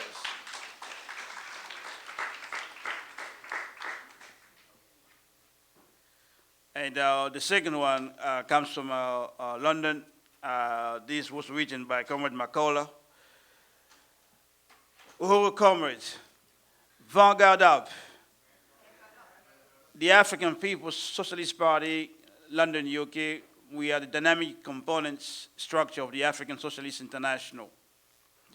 On behalf of all the members here, we salute the first plenary of the 7th Congress of our party. We wish we could be there in sunny Florida, St. Petersburg. The testimony to our philosophy of self-determination and the African Revolution. What we have witnessed on the 31st January 2020, when Britain leaving the European Union, the club which consolidates European-wide power nations, is just one of the many manifestations alluded to in the chairman's book, An Easy Equilibrium, as a response to the crisis of imperialism, reaffirming our great confidence in our leadership and our philosophy of African internationalism. Despite Africa facing many contradictions, living in Europe from repressive immigration laws, housing issues, gentrification, forcing many to relocate, the increase in horizontal violence between young Africans, impoverishment caused by benefit cuts, austerity measures, forcing Africans to become in debt or living on food banks. Here in London, one of the centers for white power, we have the maximum opportunity to exploit this crisis to truly build the party and the Uhuru movement. We have access to potentially 15 million, predominantly young, multilingual, multi-talented growing African population living in Europe. Our intervention leadership in many campaigns have resulted in policy changes, whether in Europe or in the African continent. We have helped to undermine France's economic control for West Africa through the currency CFA. We have helped to remove the neo-colonial government of Kabila in the DR Congo, and we have won many campaigns for our democratic right. We hope to be further emboldened by the plenary to step up our efforts to bring about a free and united Africa. We are winning. Long live the African People's Socialist Party. Forwards with the African Revolution. Yes, that's... Now, these from comrade Alex Morley, the chairman of APSP in Bahamas. The APSP Bahamas salutes and congratulates the APSP for holding this historic plenary. This plenary has given us the blueprints for building an anti-colonial African economy. The APSP Bahamas is committed to carrying out the work of the party, and we want to say thank you to the chairman, the deputy chair, the NCC, and all the party unit for the political and ideological guidance you have given us. APSP Bahamas salute the APSP for holding this powerful plenary. One Africa, one nation. That's what I have in terms of salutes. And they are electronic files for the first two, so they'll be passed on.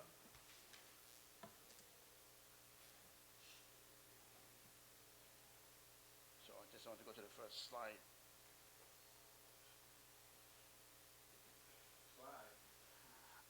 I have a slide, but they are notes to the standards there will be. Yep. I haven't passed them on, but they can be put on the wall that might facilitate. Just I felt they are incomplete kind of slide. That's why I didn't pass them on. Yeah, I have 12 slides.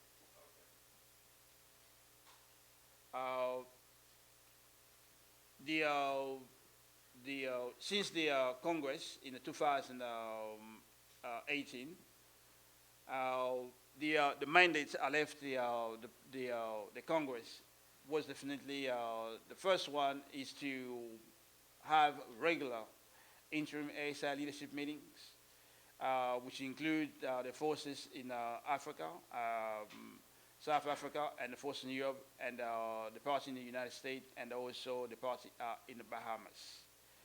And we had to win Africans in Ghana to build the units in Ghana. We had to consolidate the weekly meetings in London. We had to print and sell spears in London and South Africa. We have to complete the POAs in Europe. That's basically London, and also in Paris and South Africa. We have to spread the African internationalism, and we have to recruit in the party. That's particularly in Europe. And so in terms of having regular ASI interim leadership meetings, this is happening. Particularly, we're supposed to have 2 meetings. The first meeting happened on the first Saturday of every month, and the second meeting is supposed to happen on the third Wednesday. The first Saturday meeting is happening. Then the third meeting on a Wednesday is not happening the way it should be. What's happening is that we've been using it to help build in PDAM. Like, for example, the last 2 months, we used those meetings just to interact, to talk to the comrades in Ghana. Just introduce NPDAM, what is NPDAM. We want the comrades to build a party, but the experience we have in South Africa and in London, I'm sure also here, is better for the comrades to come through NPDAM, through the mass organization, so they know who is party material, who is not, who should be in the party, and who is not. And this process basically is, I think we are ready now basically to move to the next stage. Comrade Tafari we'll be sorting out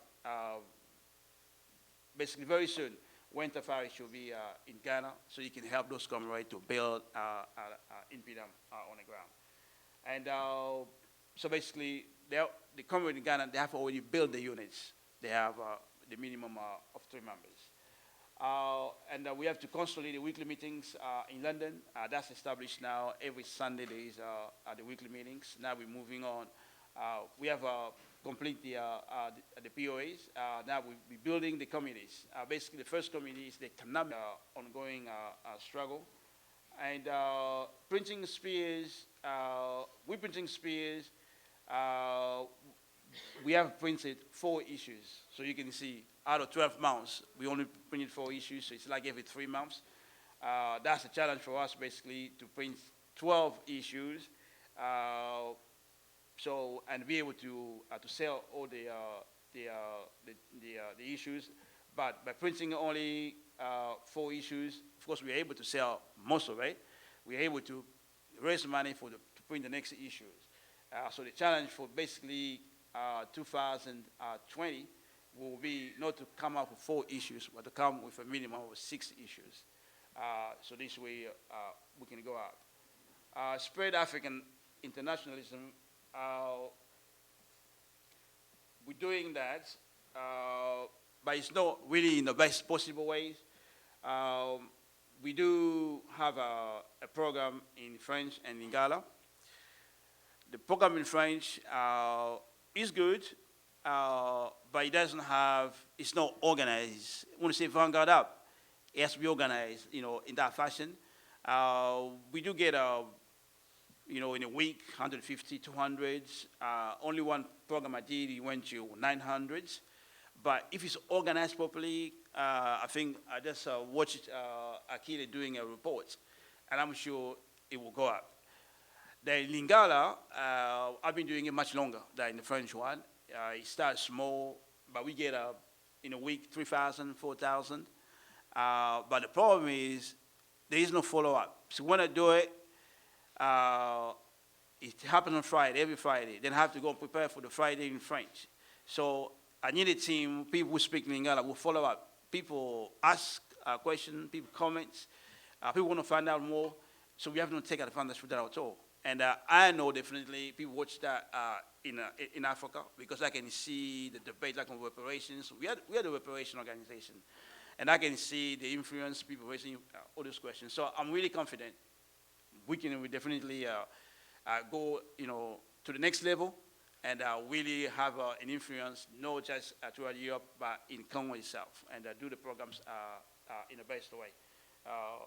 And also, when you call people to join in Lingala, how do you do it? Where do they go? All these things need to be sorted out. And in terms of spreading African internationalism, I've been working on something about Africa where we would just specialize. For example, you don't talk just the Francophonie. You just do a political study just on that. We're going to talk about Africa. You just do that on Africa. We're going to talk about the genocide in Congo. We just work on that. We're going to work on the minerals, like the black diamond, the coltan, the bloody coltan, programs like that, and that's, we should be able to start that in the first week of March. We have a department, what do you call it? Translation department. There is a comrade, he's based in Holland. He's really, really good. That's his job. He's a professional translator. So we start translating the uneasy equilibrium. We have finished the preface, the introduction, chapter 1, chapter 2. Chapter 3 has been done, but it needs to be proofread and correct. Chapter 7 also has been done. So I'm confident by summer, probably from the timeline we have done, it has to be finished by March. But, I'm confident by summer, the uneasy equilibrium should be ready in French. So I just want to salute the comrade who is based in Holland. who is based in Holland, for just his commitment, dedication. It's really, really good. Making sure the translation is really on point. So I just want to recognize his contribution. Okay,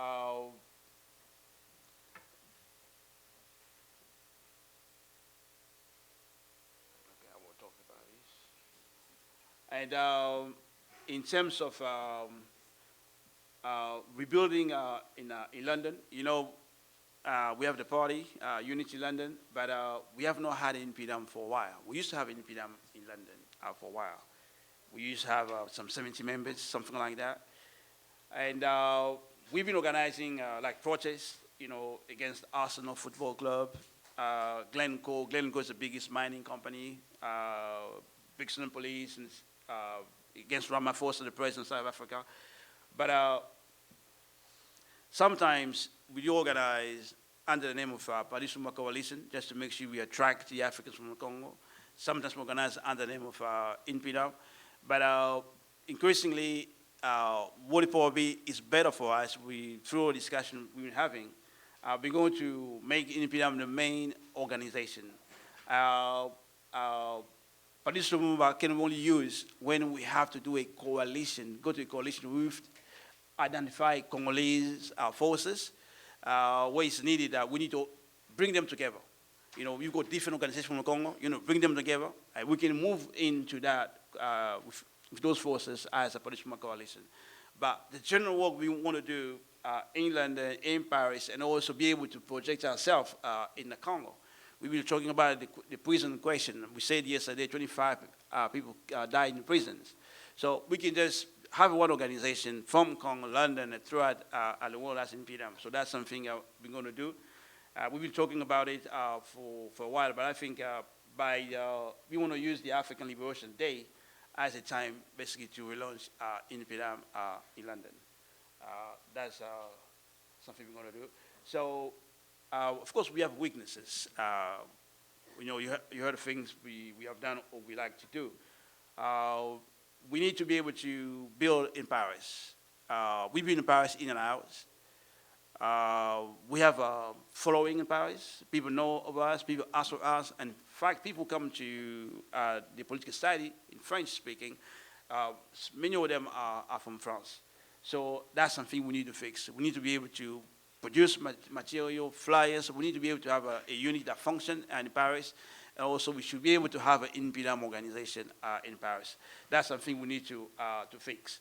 And for Holland, my hope is that we want to get the translation out of the way, and then we will have to see how we're going to build a unit in Holland as well.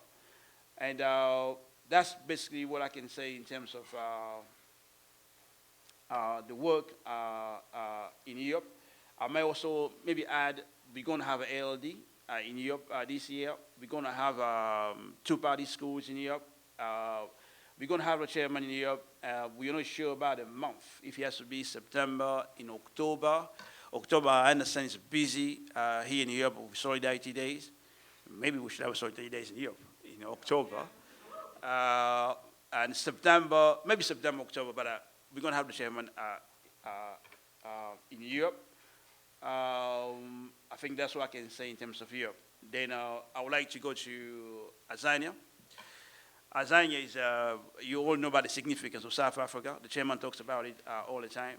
It's just a powerful place in terms of having African working class with historical significance, for highest potential, organizing the African working class, and we have that now within our movement.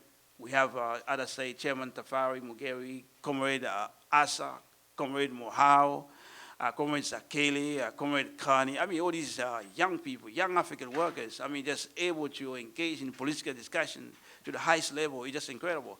And the work they're doing is just unbelievable. At the time I'm talking to you now, they have signed up 100 members in INPDAM.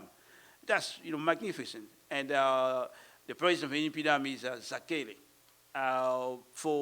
They're also building ANU.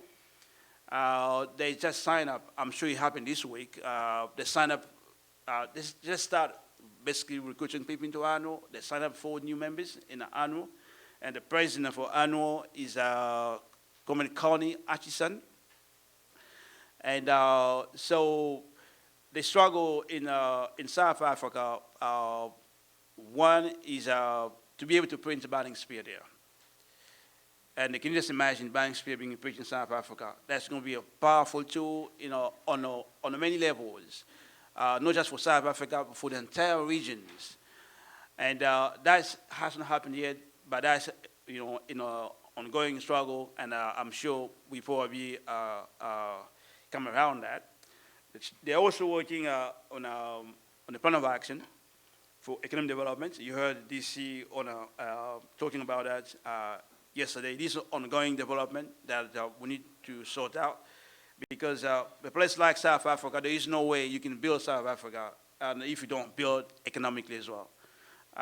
And South Africa has already access to some industrial capacity, so it's a place where we can do really a lot of work in terms of building the African economy.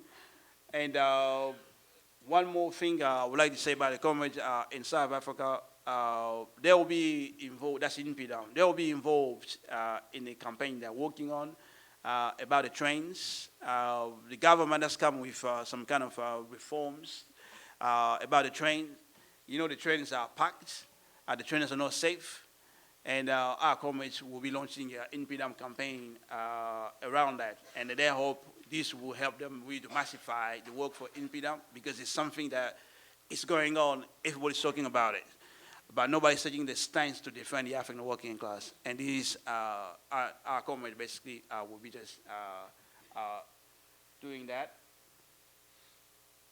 And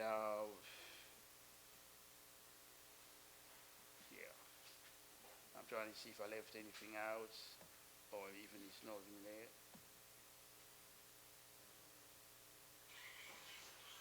Yes, well, comrade. Yeah, I think that's basically some of the things I want to share with you regarding the ASI report. I would like to hand over to the chairman. I'm sure the chairman would like to add on what I said. That's basically my report on ASI work that's been going on, particularly since the Congress until now. Uhuru.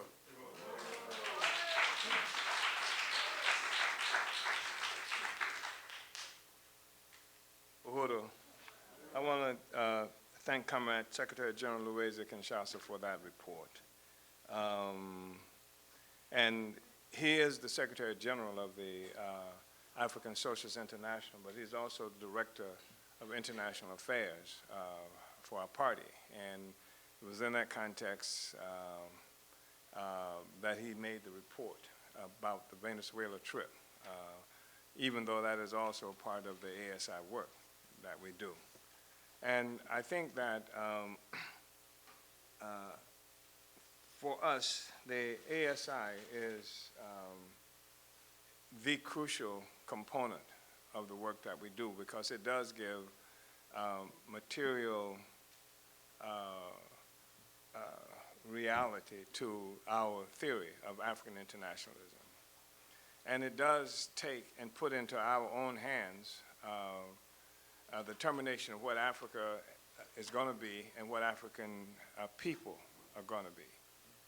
And I think it's important to recognize that even as we have this discussion, we have this discussion now, there are discussions happening within the centers of imperialist white power.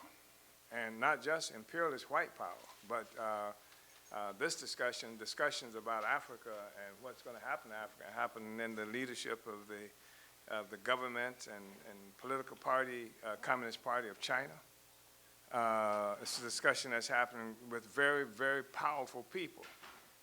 And Africa and Africans are usually not considered seriously, not only by great powers as it relates to the continent of Africa and what's going to happen to African people there on the continent, but just in general terms, our reality.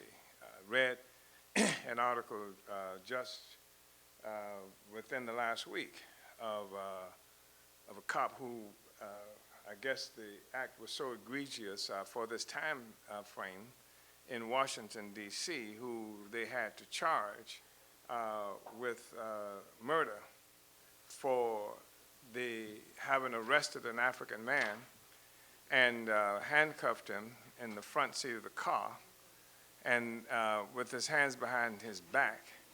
And then the alleged struggle that this guy had with the cop. And he ends up getting shot in the back of the head.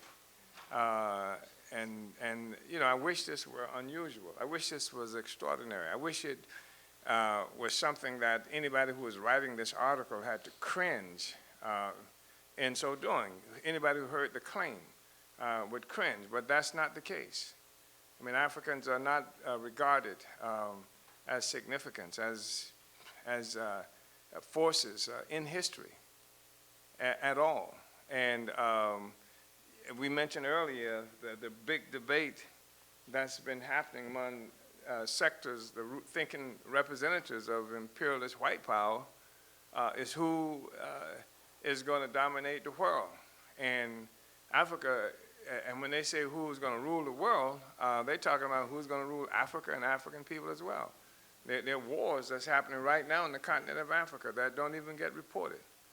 Comrade Secretary General Louise inferred some of those. He talks about you know, some of the actual struggles that's happening by the people on the ground. There's an armed struggle that's happening. The French having to fight, and increasingly they're having to fight for their lives on the continent of Africa. The United States is there armed, and increasingly they're having to fight for their lives. 3 died not too long ago, and just in Kenya. Whoever heard of a struggle happening in Kenya with the United States? And then we know what happened in Mali, or rather Niger, not too long ago. So Africa, the struggle is happening there, but it's under the radar.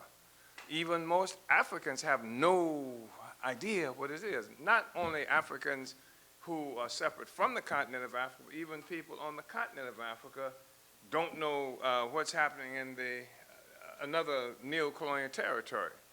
And so it is without any regard for African people that this existing social system functions and tries to make decisions about what's going to happen to us. Not unlike 1884 and 85 at the Berlin Conference, where they decided who was going to be a Nigerian. Well, that came later, but who was going to be a Somali, or all these other characterizations that were given to us.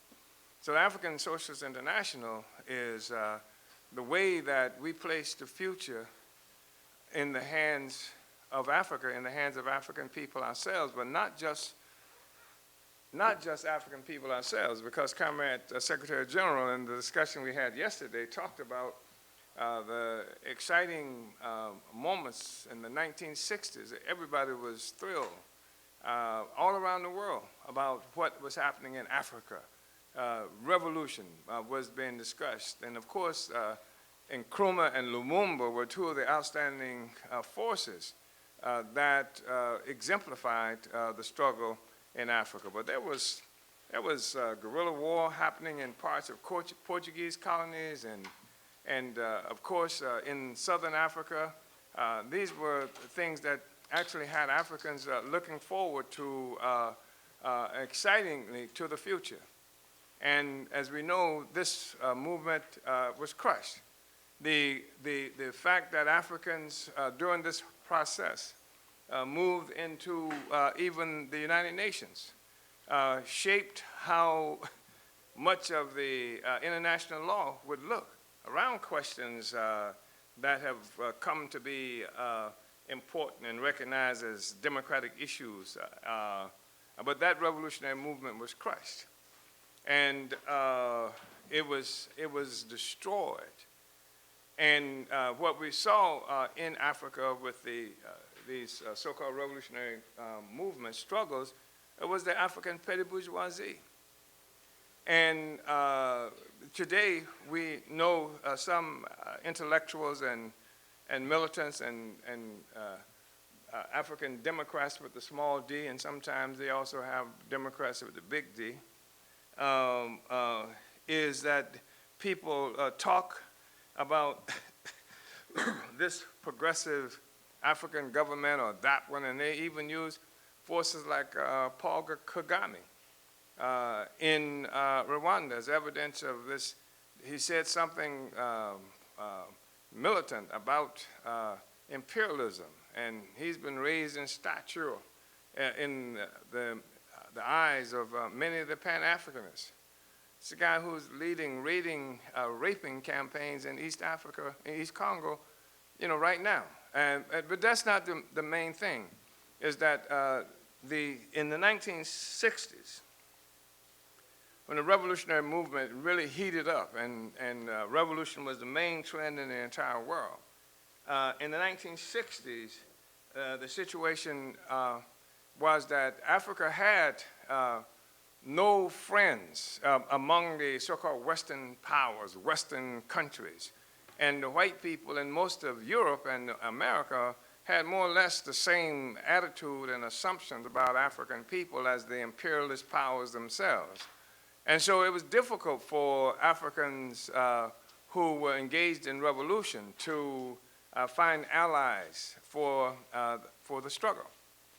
It's not like in some instances, while, for example, when the Irish, of course, as you know, were colonized for something like 800 years by the British, but at least there were, even people like the Kennedy family, sectors of them who, from Ireland, were able to give money to the Irish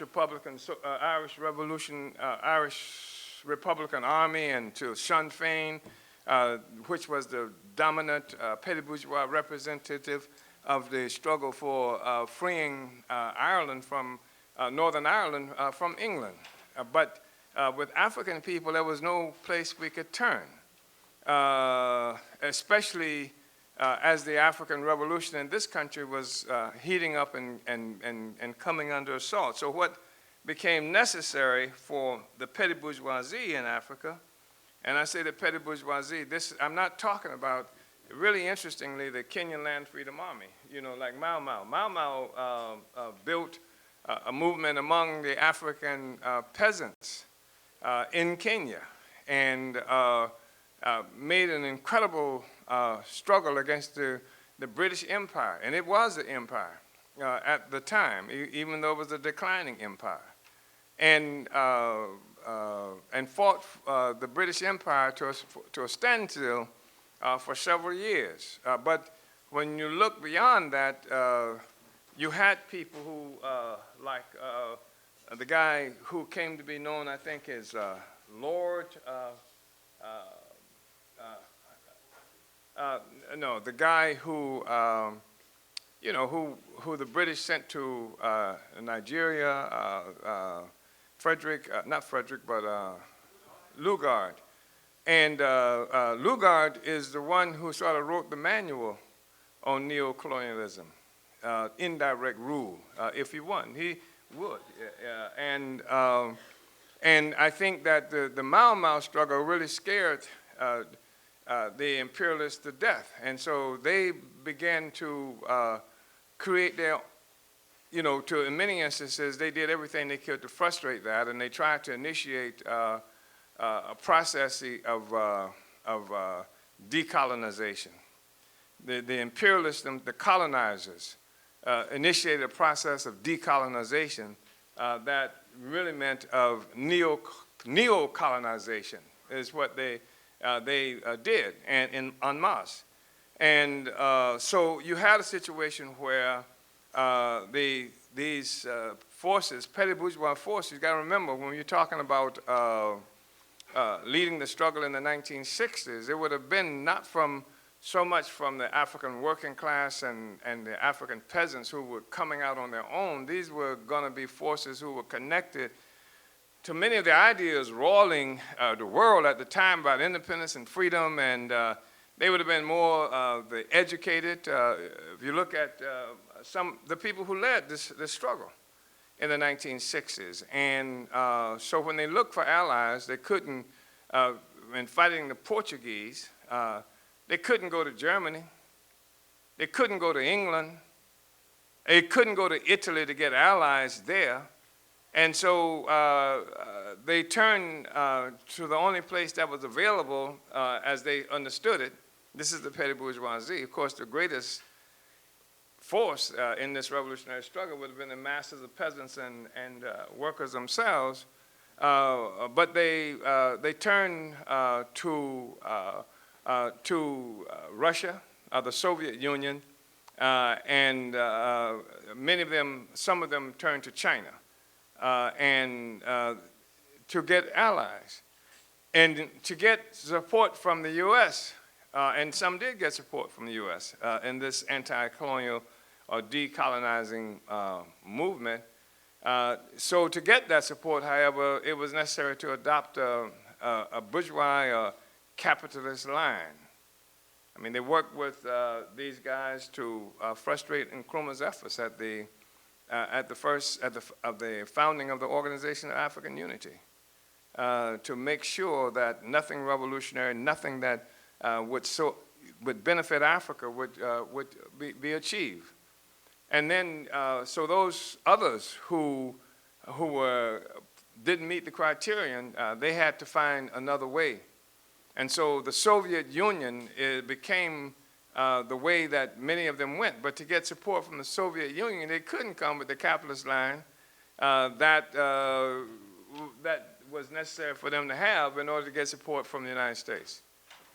And so it is this form of necessity that made it necessary for them to become Marxists in name. And because the Soviet Union had its own interests and always did, in terms of struggling with the United States, with most of Western Europe that had it isolated economically, made it difficult for it to develop. And so the Soviet Union had its own interest in seeing something happening in Africa and achieving influence in Africa, and access to resources that could only come if the African Revolution on some level was successful. And so many of these forces became Marxist in terms in order to enter into this relationship and get support, resources from the Soviet Union. And of course, the Soviet Union and China at this time was contending for influence even in Africa. I said even in Africa because they were contending all around the world. These two faces of what was known as Marxism were in contention. And so in places like Rhodesia, you had a group that was the ZANU African People's Union that was supported by the Soviet Union. South Africa, you had the African National Congress that was supported by the Soviet Union. Southwest Africa, you had a group like the Southwest African People's Union that was supported by the Soviet Union. On the one hand. On the other hand, you had in Rhodesia, you had the Zimbabwe African National Union that was supported by China. It was initially in Rhodesia, it was the Zimbabwe African ZAPU, People's Union, and then there was China supported the Zimbabwe African National Union in ZANU.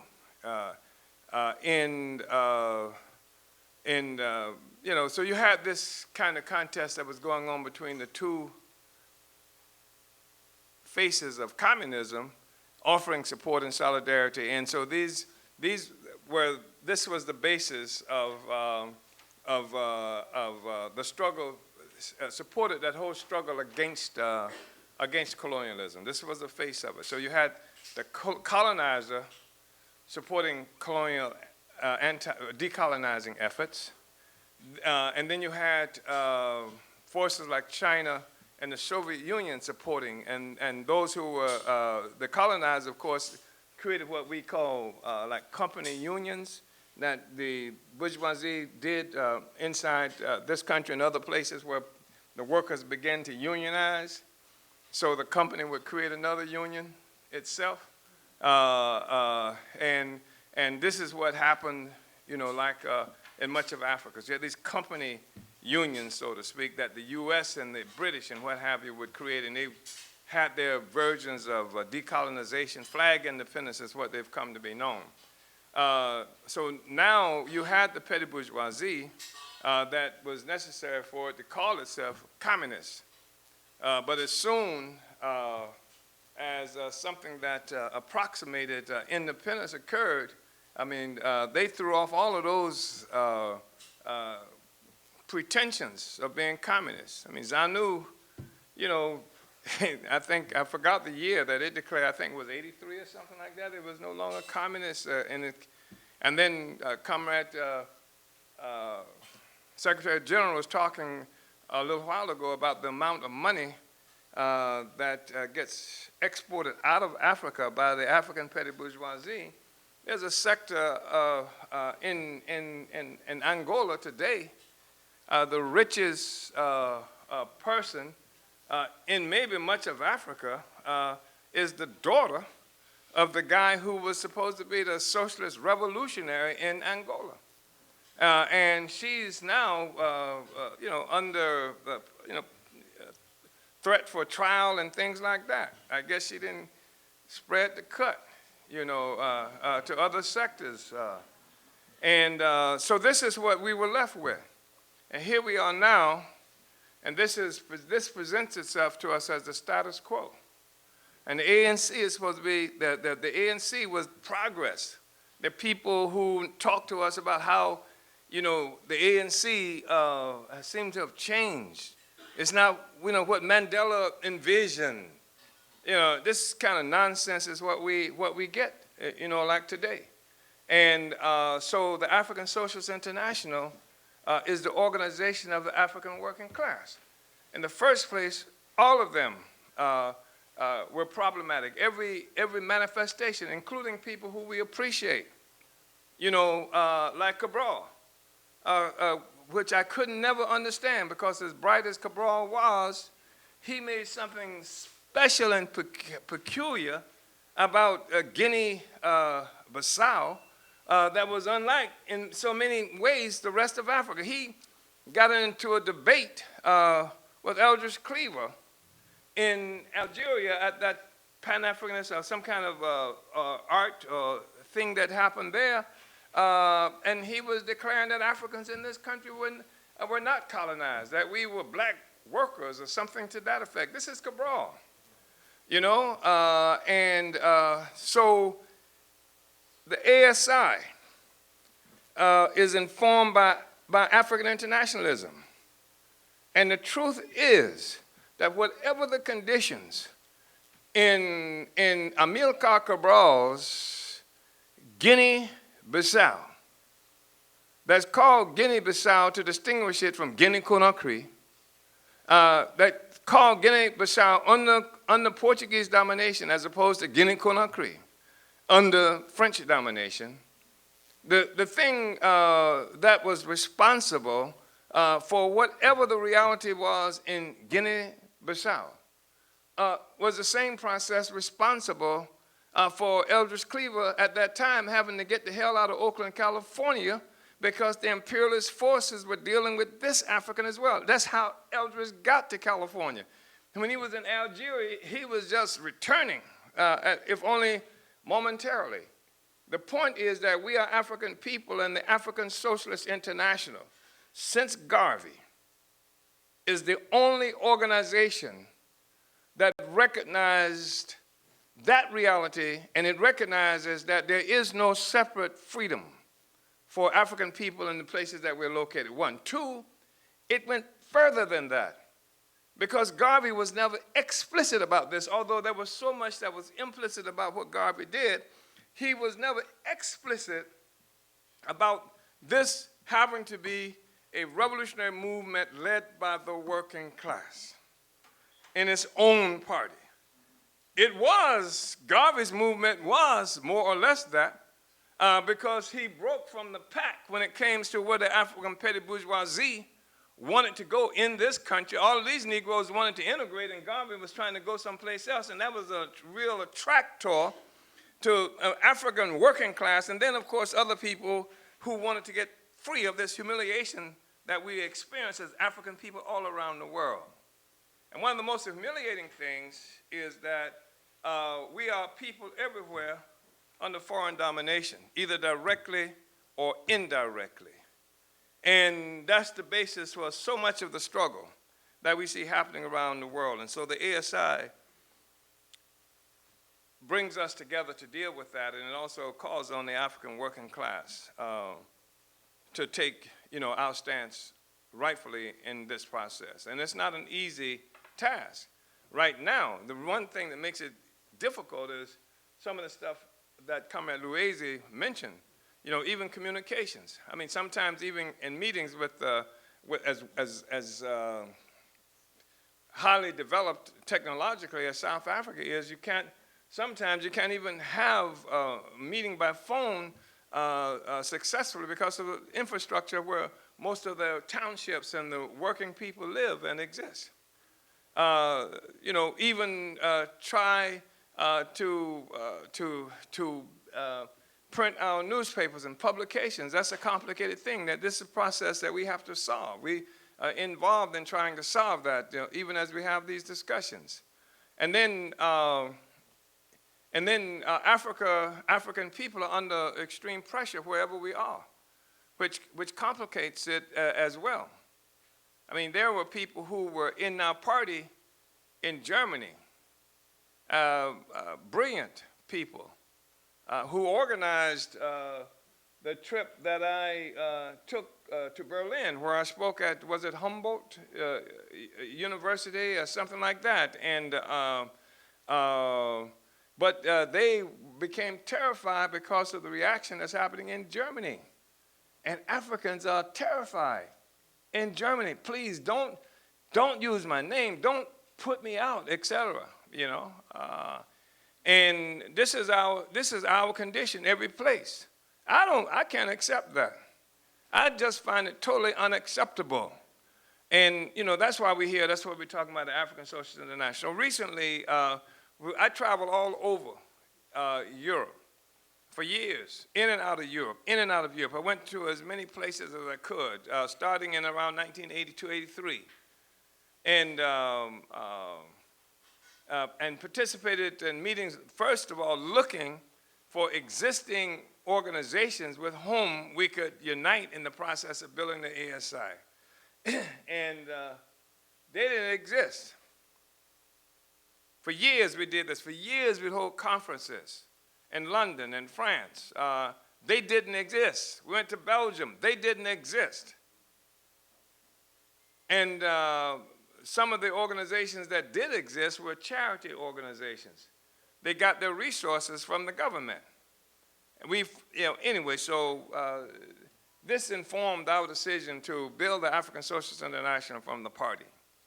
And Comrade Luizi, of course, has been a major factor in making that happen, and played a major role in making that happen. And now the struggle has been to consolidate, first of all, to consolidate our work in Europe the way it needs to be. We had forces at one moment who appeared to be very strong in Sweden,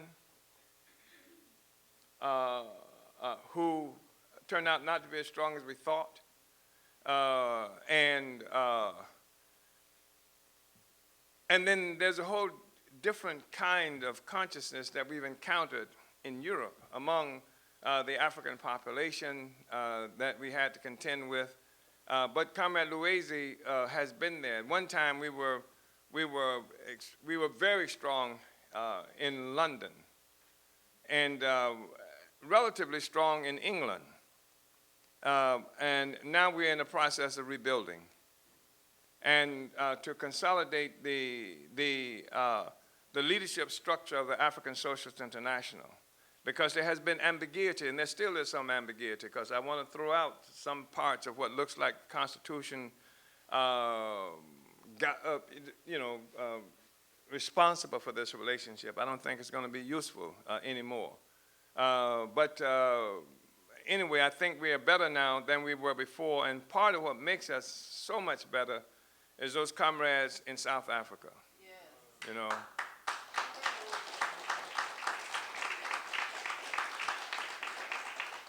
And I say this because they are solid, and they are African internationalists, and they are problem solvers, and they try to build with what they've got.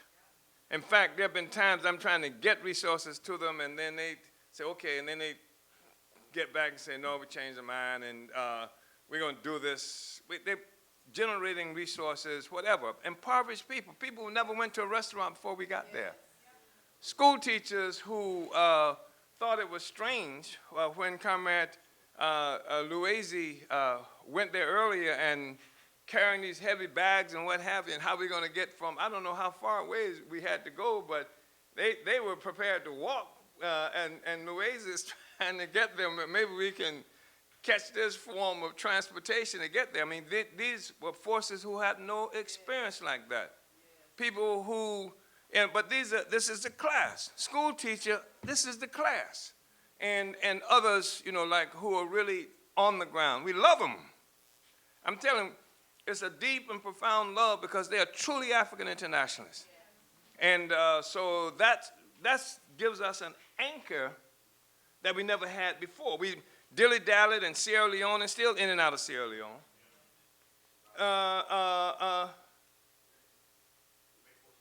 In Zimbabwe. I mean, how much loot that we, Ivory Coast, and then you know, all of these resources trying to make this thing happen, then we had to do it. And then we build a party. That's what we want. We want the African People's Socialist Party. We start from there. And that's what we've taken into Africa. That's what we're building the African Socialist International through this process. Not assuming that there are these others out there, you know, who were going to participate in this thing. And like I said, the comrades in South Africa, Occupy Tanzania, you know, they are the anchor. And we're going to do a lot of stuff out of there.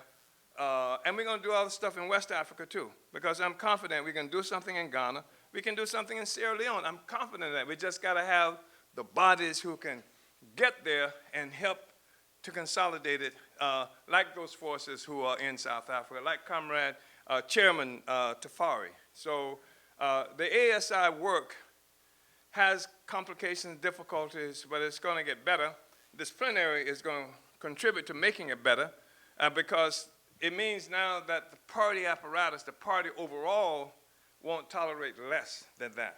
And many things that we were able to skate by in the past, many times because we felt ourselves perhaps so short on forces that it's necessary to at least have them here, at least somebody is in this, that won't work anymore. The fact is that the party is requiring what is needed for the liberation of our people. It ain't even about us as individuals and hurt feelings and damaged egos. It's about the liberation. It's about ending the suffering of our people. It is about ending the humiliation of a nation of people more than 1 billion strong who was pissed on and stepped on, humiliated every damn day, robbed of everything, including our own sense of humanity and dignity. It's about the African People's Socialist Party and the African Socialist International assuming responsibility to change that so that the African nation can stand up straight on its own feet and claim our future for ourselves. That's what the ASI is about. That's what we're in the process of building, and that's what we're fighting for within every structure of the African People's Socialist Party and the Uhuru movement, as it will be seen increasingly, and even building toward this process. Some of that was exposed. And we love everybody in the party because we're lovable. But, as lovable as we are, Tilma Shabanda is no longer the manager of the radio station. I love him. Everybody knows that. Everybody knows the affection and stuff like that. He couldn't do it, wouldn't do it. It didn't work. And the struggle is, how do we educate the masses of our people and bring us out of this stuff that we've been put in by imperialism. We love Comrade Ikingi Mayele, but that don't work. She's no longer Chief of Staff of my office. And we are struggling with all of these questions, every up and down the line. And, some people will get upset and feelings hurt, but you want contradictions revealed. That's the value of criticism. We welcome the criticism because it helps us to get on the right path. If you don't make the criticism, how the hell are they going to get on the right path? You understand? So that's absolutely necessary. So, anyway, the African Socialist International is going to be built, and nobody gave me a warning sign about time or anything like that, so, I'm good. So these are some of the things I want to mention. Then perhaps if Comrade Louise will come up, and with your permission, we have some time left, don't we? Yes. So I'm just wondering if we can use this time to perhaps respond to any kinds of questions and anything that you might have regarding Africa and the struggle for Africa and the development of the African Socialist International. Is that all right? All right. Uhuru, yeah. And so there's somebody smarter than I probably who should be working with this. Is that right? Do we just? Yeah, we'll get that. We'll wait for it. Okay. All right.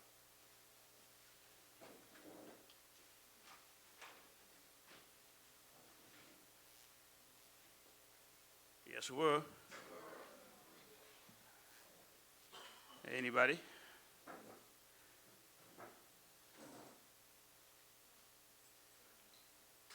If you go to the mic.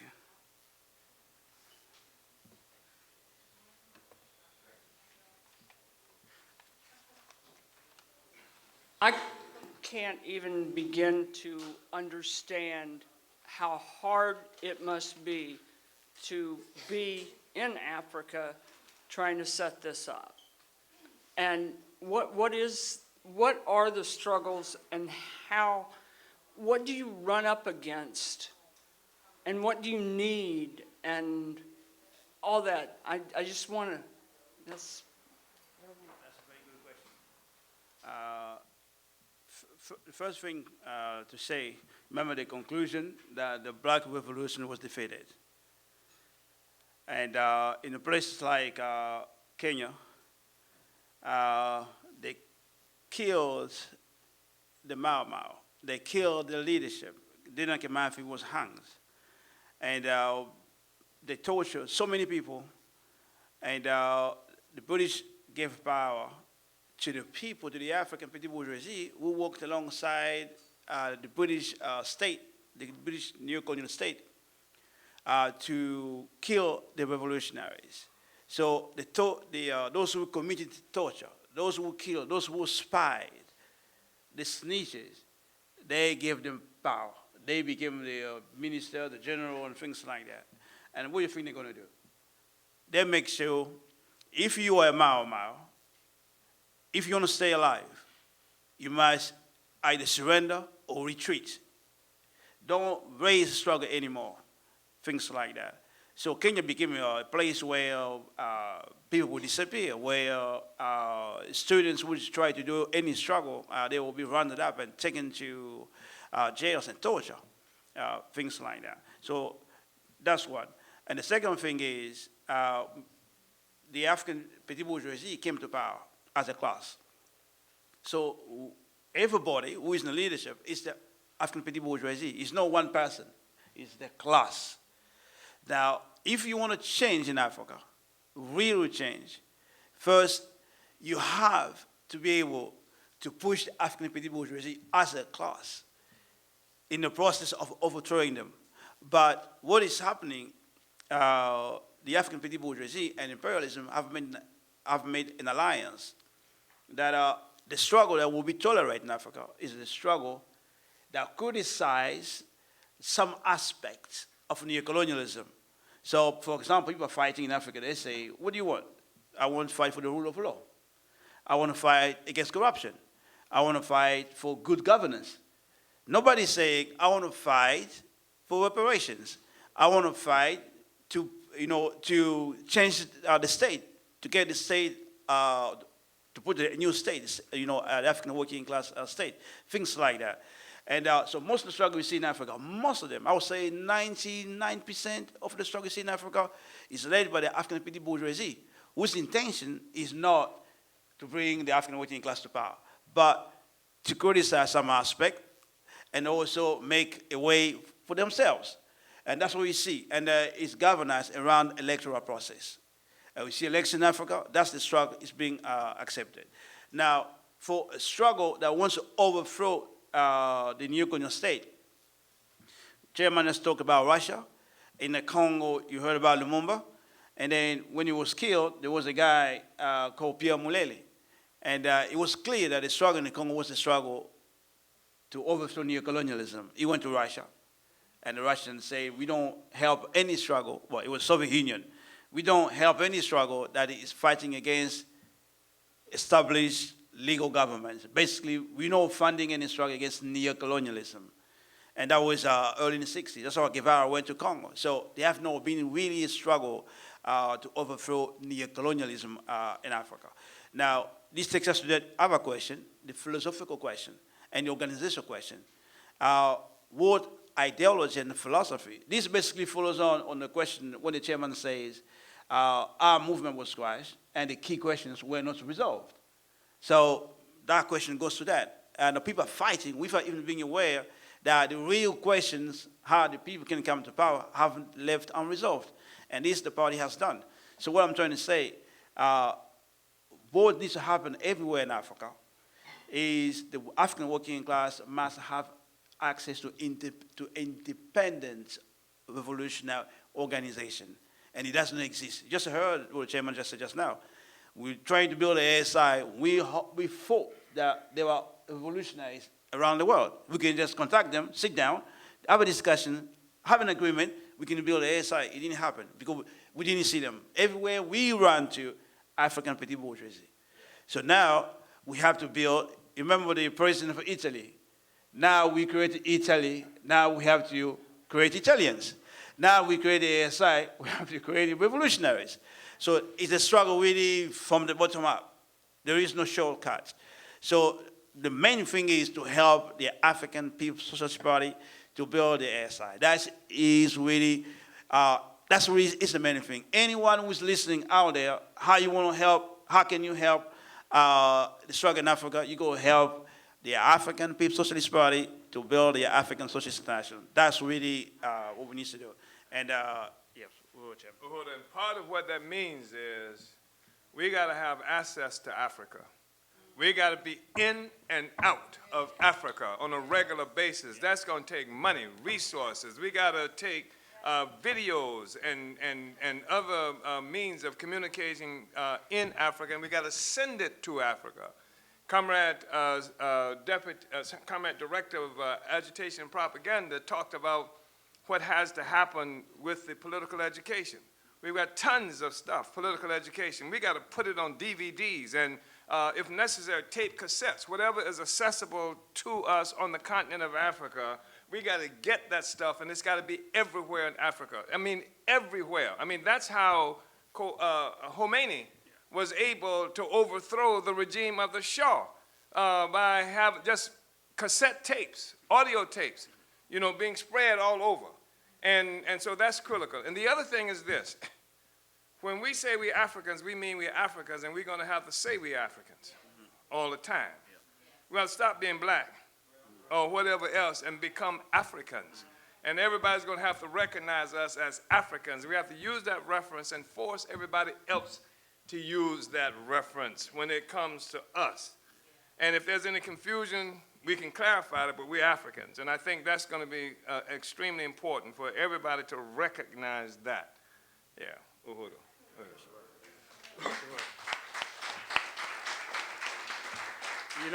In terms of material, like this conference, for example, we should be able to broadcast, but also having subtitles, for example.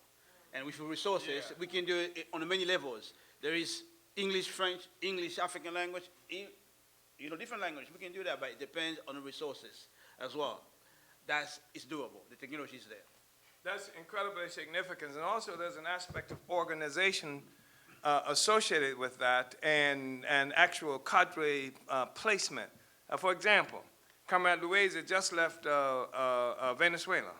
And we're talking about even just some of the limitations that we face with some of the documents, Spanish language documents, and how we need to begin putting stuff out in Spanish. How the hell are we going to live in the Americas and then not have access to Spanish inside the party, inside the movement? Well, we do have access to Spanish, and right now. And what has to happen is that we have to learn how to utilize that most effectively. And that's an aspect of what it is that we're talking about. There are comrades in Peru. Yeah. Are they watching us now? Yeah, they're doing two watch parties. So in Peru, 2 watch parties are happening now, watching this. And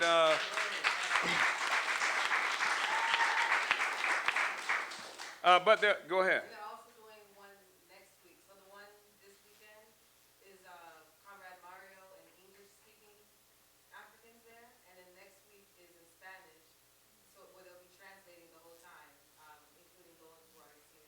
So this is important because one thing is we're discovering, as problematic as you may find the understanding and level of consciousness of African in this country, in many places in South America, it is people, don't even know how to deal with the black question, the African. I'm talking about Africans ourselves. I mean, Brazil is a majority African entity. But for long periods of time, the Portuguese is really clever because what you call Brazilian is really a cover for Portuguese, occupation of that territory. And there are places like in Peru. The Africans are just even understand anything about African history and how we got there and why we experienced the conditions that we experienced there. And we have a lot of work to do, and so the language issue is going to be crucial, and I'm glad these comrades are doing this, the watch party. And this is important, too, because the one who's organized this is a comrade, Mario, who we met in what was it? It must have been 1979, 1980, at the height of the Nicaraguan Revolution in California, where we organized the first support process for the Nicaraguan Revolution, turned all of our resources over to them. And he was working with the Sandinistas at that time. He was one of our main contacts. I didn't know that he was born in Peru.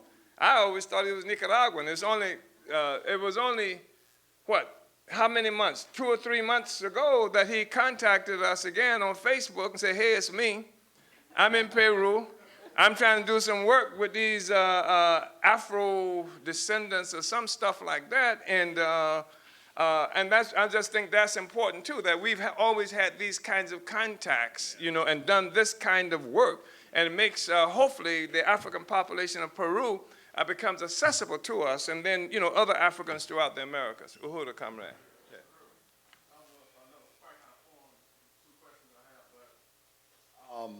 I just wanted to get a sense of if you, see any forces out in the world that, we would characterize as progressive, that aren't African internationalists, but, this is what we can work with. I don't know. I'm just looking at, I know that I have a sense that it's difficult, with the counterinsurgency and, but other forces that we say, these are progressive forces, even among some of the armed struggles that we see. And then also, what is deal with this national question. We see Africans who are, we are lost in history because they have a false national consciousness. What are we seeing in places like the Americas and India in terms of Africans that, who can be discovered through this process of defining this national question? Let me tell you, in the 1960s, early on, I met a brother whose name was Lumumba. he was a member of the Black Panther Party. The Panther Party came, along with the rest of the black revolution in this country, came under assault, got beat up really badly. Next time I saw him, he still had on a beret, but he was with the Young Lords, which was a Puerto Rican organization, and his name was Che. And my point is, at the high tide of struggle and resistance by African people, Africa becomes quite popular. That's the thing that Malcolm X used to tell us about how even Africans in this country used to be derisive when it came to Africans on the continent of Africa. Until, Africans on the continent of Africa began to rise up and approximate the struggle for getting power. And then it was something that Africans, wanted to be. Went to the sewing machines, made dashikis, and, all other kind of stuff like that. So a point that I would make is that this discussion is going to be shaped, much of it in the streets, and not through just some casual debates. The resistance of Africans everywhere saying that we are Africans, claiming Africa. I understand that I've seen something that came out of someplace in South America. I sent it, or you sent it to me, or I sent it to you, Comrade Louise, about groups of people in South America, exuberantly claiming, their Africanness. And I think even in Venezuela, the claiming Africa and parts of Africa. And at some juncture, the Cubans have tried to do that on some level. So we're going to find more and more people. And India, I have no doubt about India. We're going to do something horrible to the Brahmins. But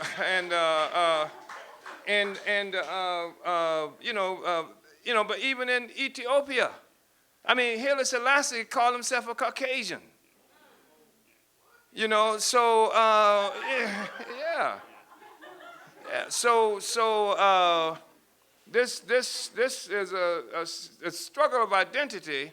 You say in part there are some, certain, what do you call it, material basis for the claim that we are Africans, material basis.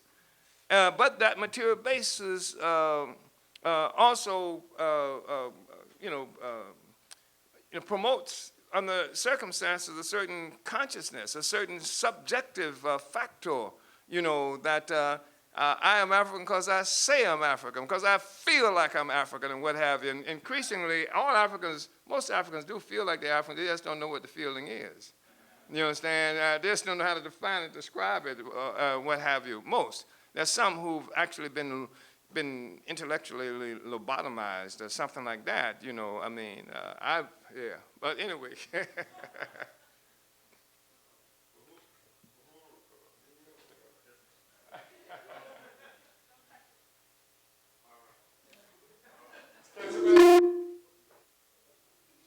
So I guess I really don't need it.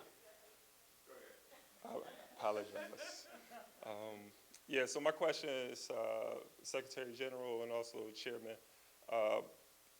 I'm the International Executive Outreach Coordinator for MPDM, and I was wondering if you had thought of some things that you would like to see MPDM doing in Africa to help build the ASI, build the party, build ASI, and also the other question is just if I could just get a brief, not history, but how was the party developed in South occupied Tanzania?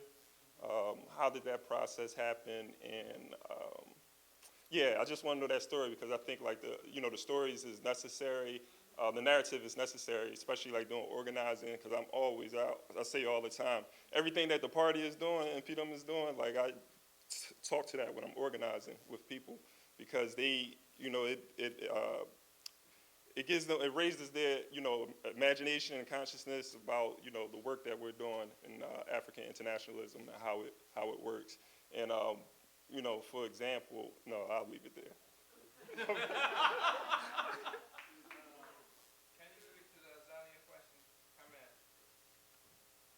The question is how what process the government are using? What process? How do they come into the party? How do they locate us? How do they decide that they Yes, we were. I think they came across a video. A video? I think it was a video. And through the video, they were able to identify, I'm trying to figure out how did I speak to them directly. That's what I don't exactly remember. How they got my number. But probably somebody maybe here will have passed my number to them, or they send the email. I'm not sure. I don't remember exactly how it was. The only thing I remember that I was on a regular phone call with them. And they were young. Tafai was at university. And in fact, the discussion was most with Asanda, because Tafai looked so young. When I see him, so in my brain I was saying, okay, this youngster is asking questions, but maybe it's not going to hang around. That's really what I was thinking, you know. So we had a lot of discussion. They always come with questions, all the time with questions. What's about this? What's about that? Then when we went to South Africa, and then to meet them, so we met at Tafari's home, what do you call it? He had a room in the university. And that was horrible. Just to get there, you go leave your passport at the security guard, so they know who is in there. And then the meeting took place, you know, in the room. But just to be short, all the material that the party put out between our discussions, they studied those documents. So I was surprised when I got there. They are asking me questions.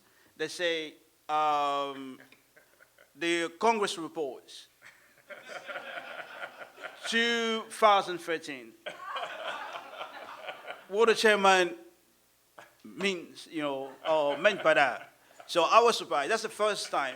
We've been going to Africa in and out. That's the first time I'll meet people, particularly young people, discussing the condition for African workers, and they're coming to me with documents, you know, to explain this and this and that. And they print out so much documents. They have posters of leaders in their rooms. Chimoranga first is in the room. This one is, even now when I went lately, Kalambai first is in the room. So when we go to Sierra Leone and other places, you don't see that. People don't engage us. We engage the people. But when you go there, they engage you. So basically, they took advantage of whatever the party put out in the world and took advantage of it. The only thing they want from us, you know, just how you do this, just to be certain that if they engage in this way, it's going to bring a result. And as Chairman say, they are problem solvers. You know, they are. I'm not sure if I respond properly to your question, but the strategy, just put it out, and people who are united with it, they'll take it. What they have done is validate something that I've always assumed to be the case, because Africa is extraordinarily impoverished. And in addition to anything else that poverty does, it can be corrupting.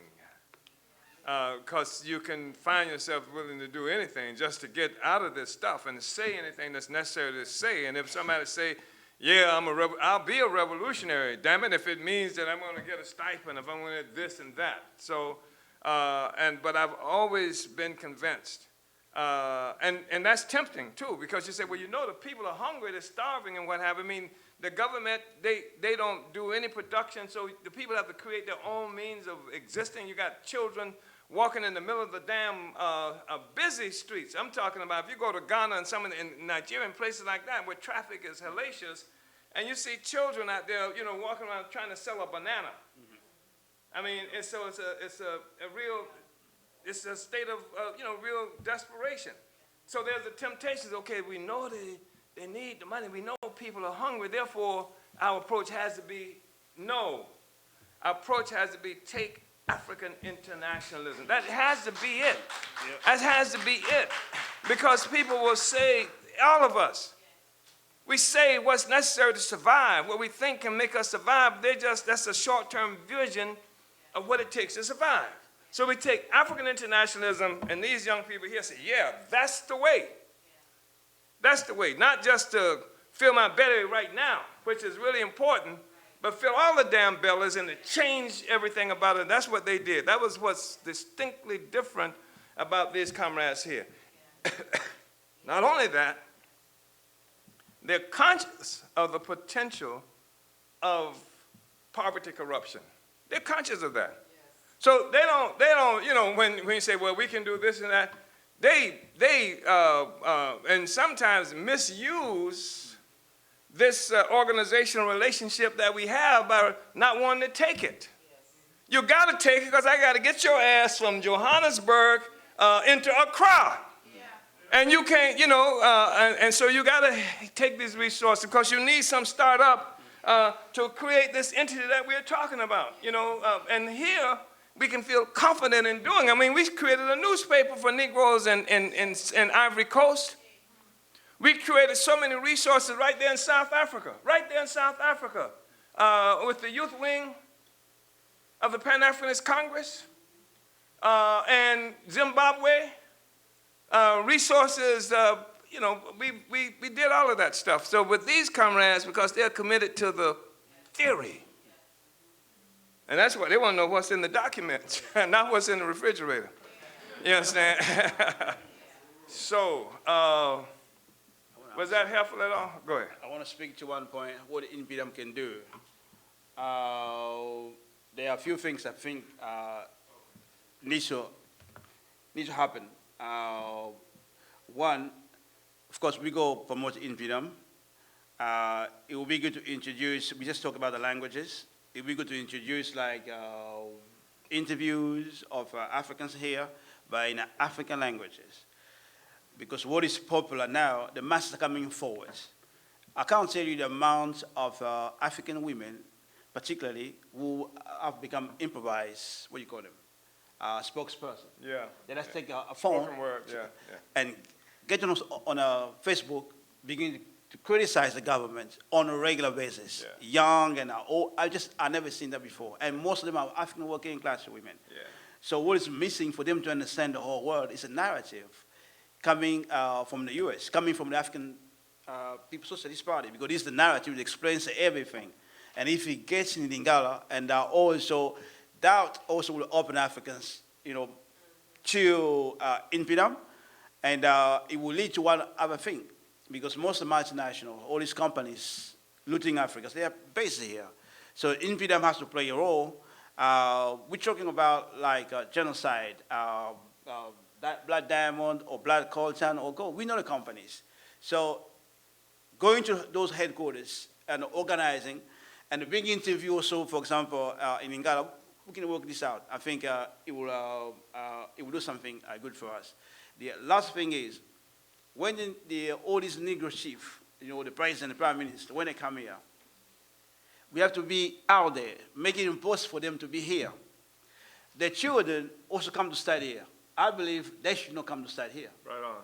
Because if your parents steal all this money and put them in Europe, and then you, most of the African children can't go to school, but you can come to Europe, America, study, we should not have that.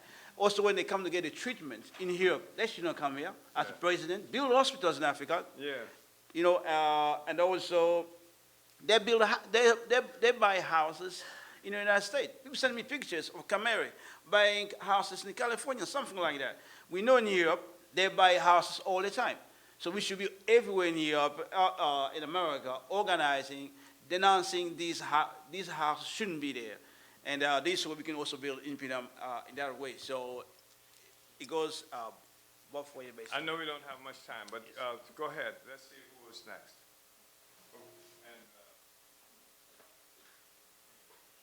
Uhuru, I had a question about the possibility or value in building coalition with groups who are on the like multiculturalism tip, where like, I'm thinking particularly of maybe like the International Socialist Organization or Party for Socialism and Liberation, these organizations who are like comprised of people of all nationalities working together.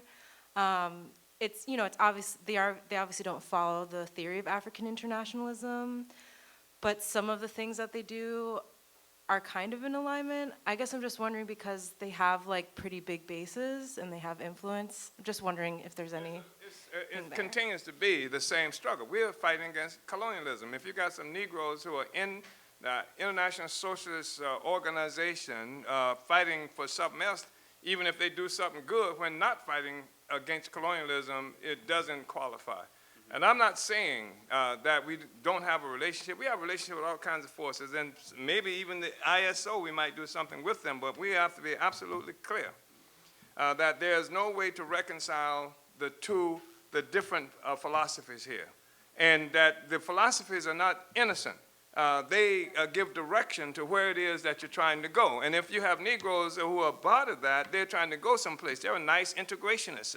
That's just another form of integration. You got liberal integrationists and what have you. So I think it's really important to say that. So yeah, we might do something if they go in someplace, or we might do a mobilization, and they're welcome to participate in that under most circumstances, or many circumstances. But the point is that ours is to overthrow, is to destroy the pedestal under which all of that stuff rests. And the ISO is not about that. Uhuru. Yeah.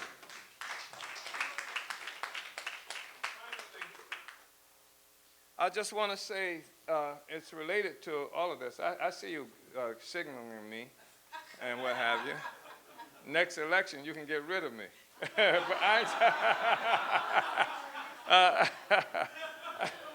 But what I want to say is that in looking at criterion for what is revolutionary on the continent of Africa, if it is a politic that doesn't require the destruction of those borders, and active engagement in the process of doing that.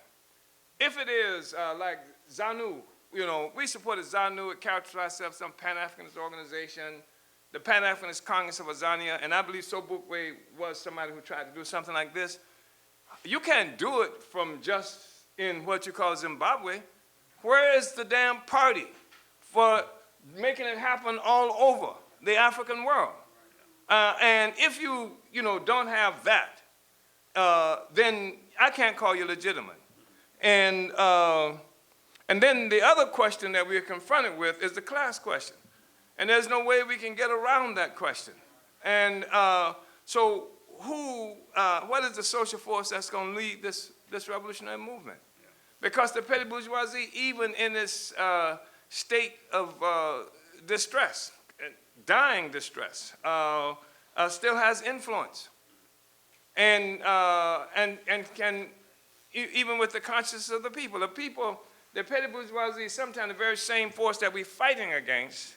We learn our reality in the struggle against them. For example, right now you have a situation where many people around the world are fighting against the consequences of the Crusades. Crusades was fought under religious banner. It was fought under a looting expedition under Christian religious banner. And then, so some people are responding to that with Islamic religious banner, right? And what I'm saying is that sometimes we act out and are influenced by the very force that we're fighting against. I've seen people who are black nationalists who are simply a reflection of white nationalists in terms of how they understand the world and where it is they want to go, et cetera, et cetera. So we just have to be really clear on this question of who we are, what our theory is. The border's got to go, and that has to be a part of your program. And more and more they're learning this. I mean, even like you got Malema in South Africa talking about, doesn't he say something about the unification of Africa? Oh, hell, you ain't calling for those borders to come down right there. And what class, what social force? Malema also calls for nationalizing the mines and stuff like that. So you nationalize the mines. So what the hell does that mean, except the state is the entity that takes possession of that. And if the state is in the hands of the petty bourgeoisie or the bourgeoisie, they still have possession of the resources that we're talking about. That if you want to really nationalize the mines, then you make socialist revolution, overturn it, and the working class becomes the ruling class and then has possession, of those resources. So I know we, worked it too hard, and I hope I was not horrible just a moment ago. And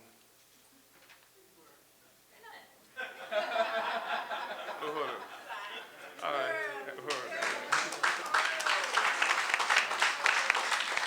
One Africa! One nation! One Africa! One nation! Coupe-tête! Coupe-tête! When I say hey, hey, you say hey, hey. When I say ho, ho, you say ho, ho. When I say imperialist borders have got to go, you say imperialist borders have got to go. Hey, hey! Ho, ho! Imperialist borders have got to go. Hey, hey! Ho, ho! Imperialist borders have got to go. Hey, hey! Ho, ho! Imperialist borders have got to go. Hey, hey!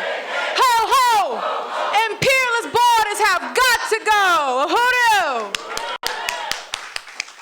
I just want to thank the chairman and S.G. Loisy for that amazing presentation report from the ASI. And I know that it's already been a dynamic, incredible morning. Can we just give it a round of applause for this amazing morning already? And it won't stop here. We have an incredible dynamic program coming from our mass organizations. We'll be hearing reports from all of our party-led mass organizations. But we're going to have some delicious lunch. And I just want to shout out our amazing caterer, my mama, Miezi Aharo, who has catered this amazing meal that you guys are about to put down. But first, it's not only an important plenary. It's a special day. It's a special day. There's two parts. First part is it is our comrade revolutionary birthday. Comrade Kiangozi Binamo. Happy birthday to ya. Happy birthday to ya. Happy birthday. Happy birthday to ya. Happy birthday to ya. Happy birthday.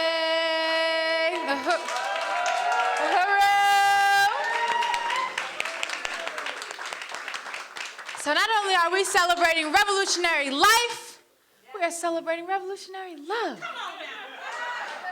Love. Today is also the 2-year wedding anniversary of comrades Yejide and Kiangozi. Guru.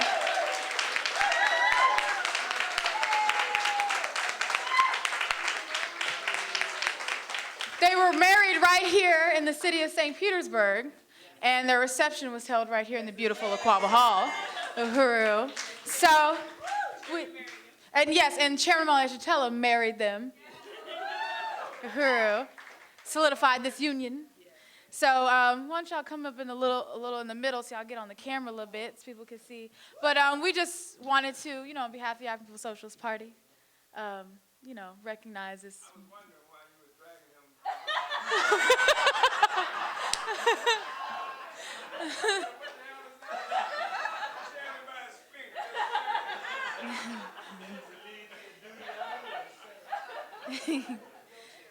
And, we're going to learn more about some of this incredible work that Comrade President Yejide leads in the African National Women's Organization. And I know you guys are seeing Comrade Kiangozi protecting the building, protecting the people.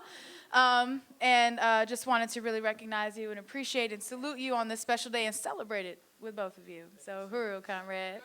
Huru. All right, so there's this cake over here. Kiangozi's going to be able to cut his cake. And we are going to be lining up for lunch, and please use the same direction as you all have before you get up, though. I know it smells good. You can smell it from the kitchen, so you're following the trail of the scent, but I need you for one more second. So I just want everybody to know we'll be back in our seats at 12:45 p.m. sharp for the rest of our dynamic program. And during your break, make sure you shop with these vendors. Shop before you go. This is the last day of the plenary, so You have all these amazing vendors out here selling these really unique products. You have your books, publications, you have your decolonnades, you have your Uzi fashion, you have Zenzele consignment fashion, you have on the office of the Black Power Blueprint, Office of Deputy Chair, get your berets, flags, lipsticks, your organizational manuals, which is in your political report, mandated. You need your organizational manual, so make sure you pick it up at the agitprop table today. So use this time to shop and eat, and be back here at 12:45 p.m. Vanguard up! Vanguard up! Uhuru!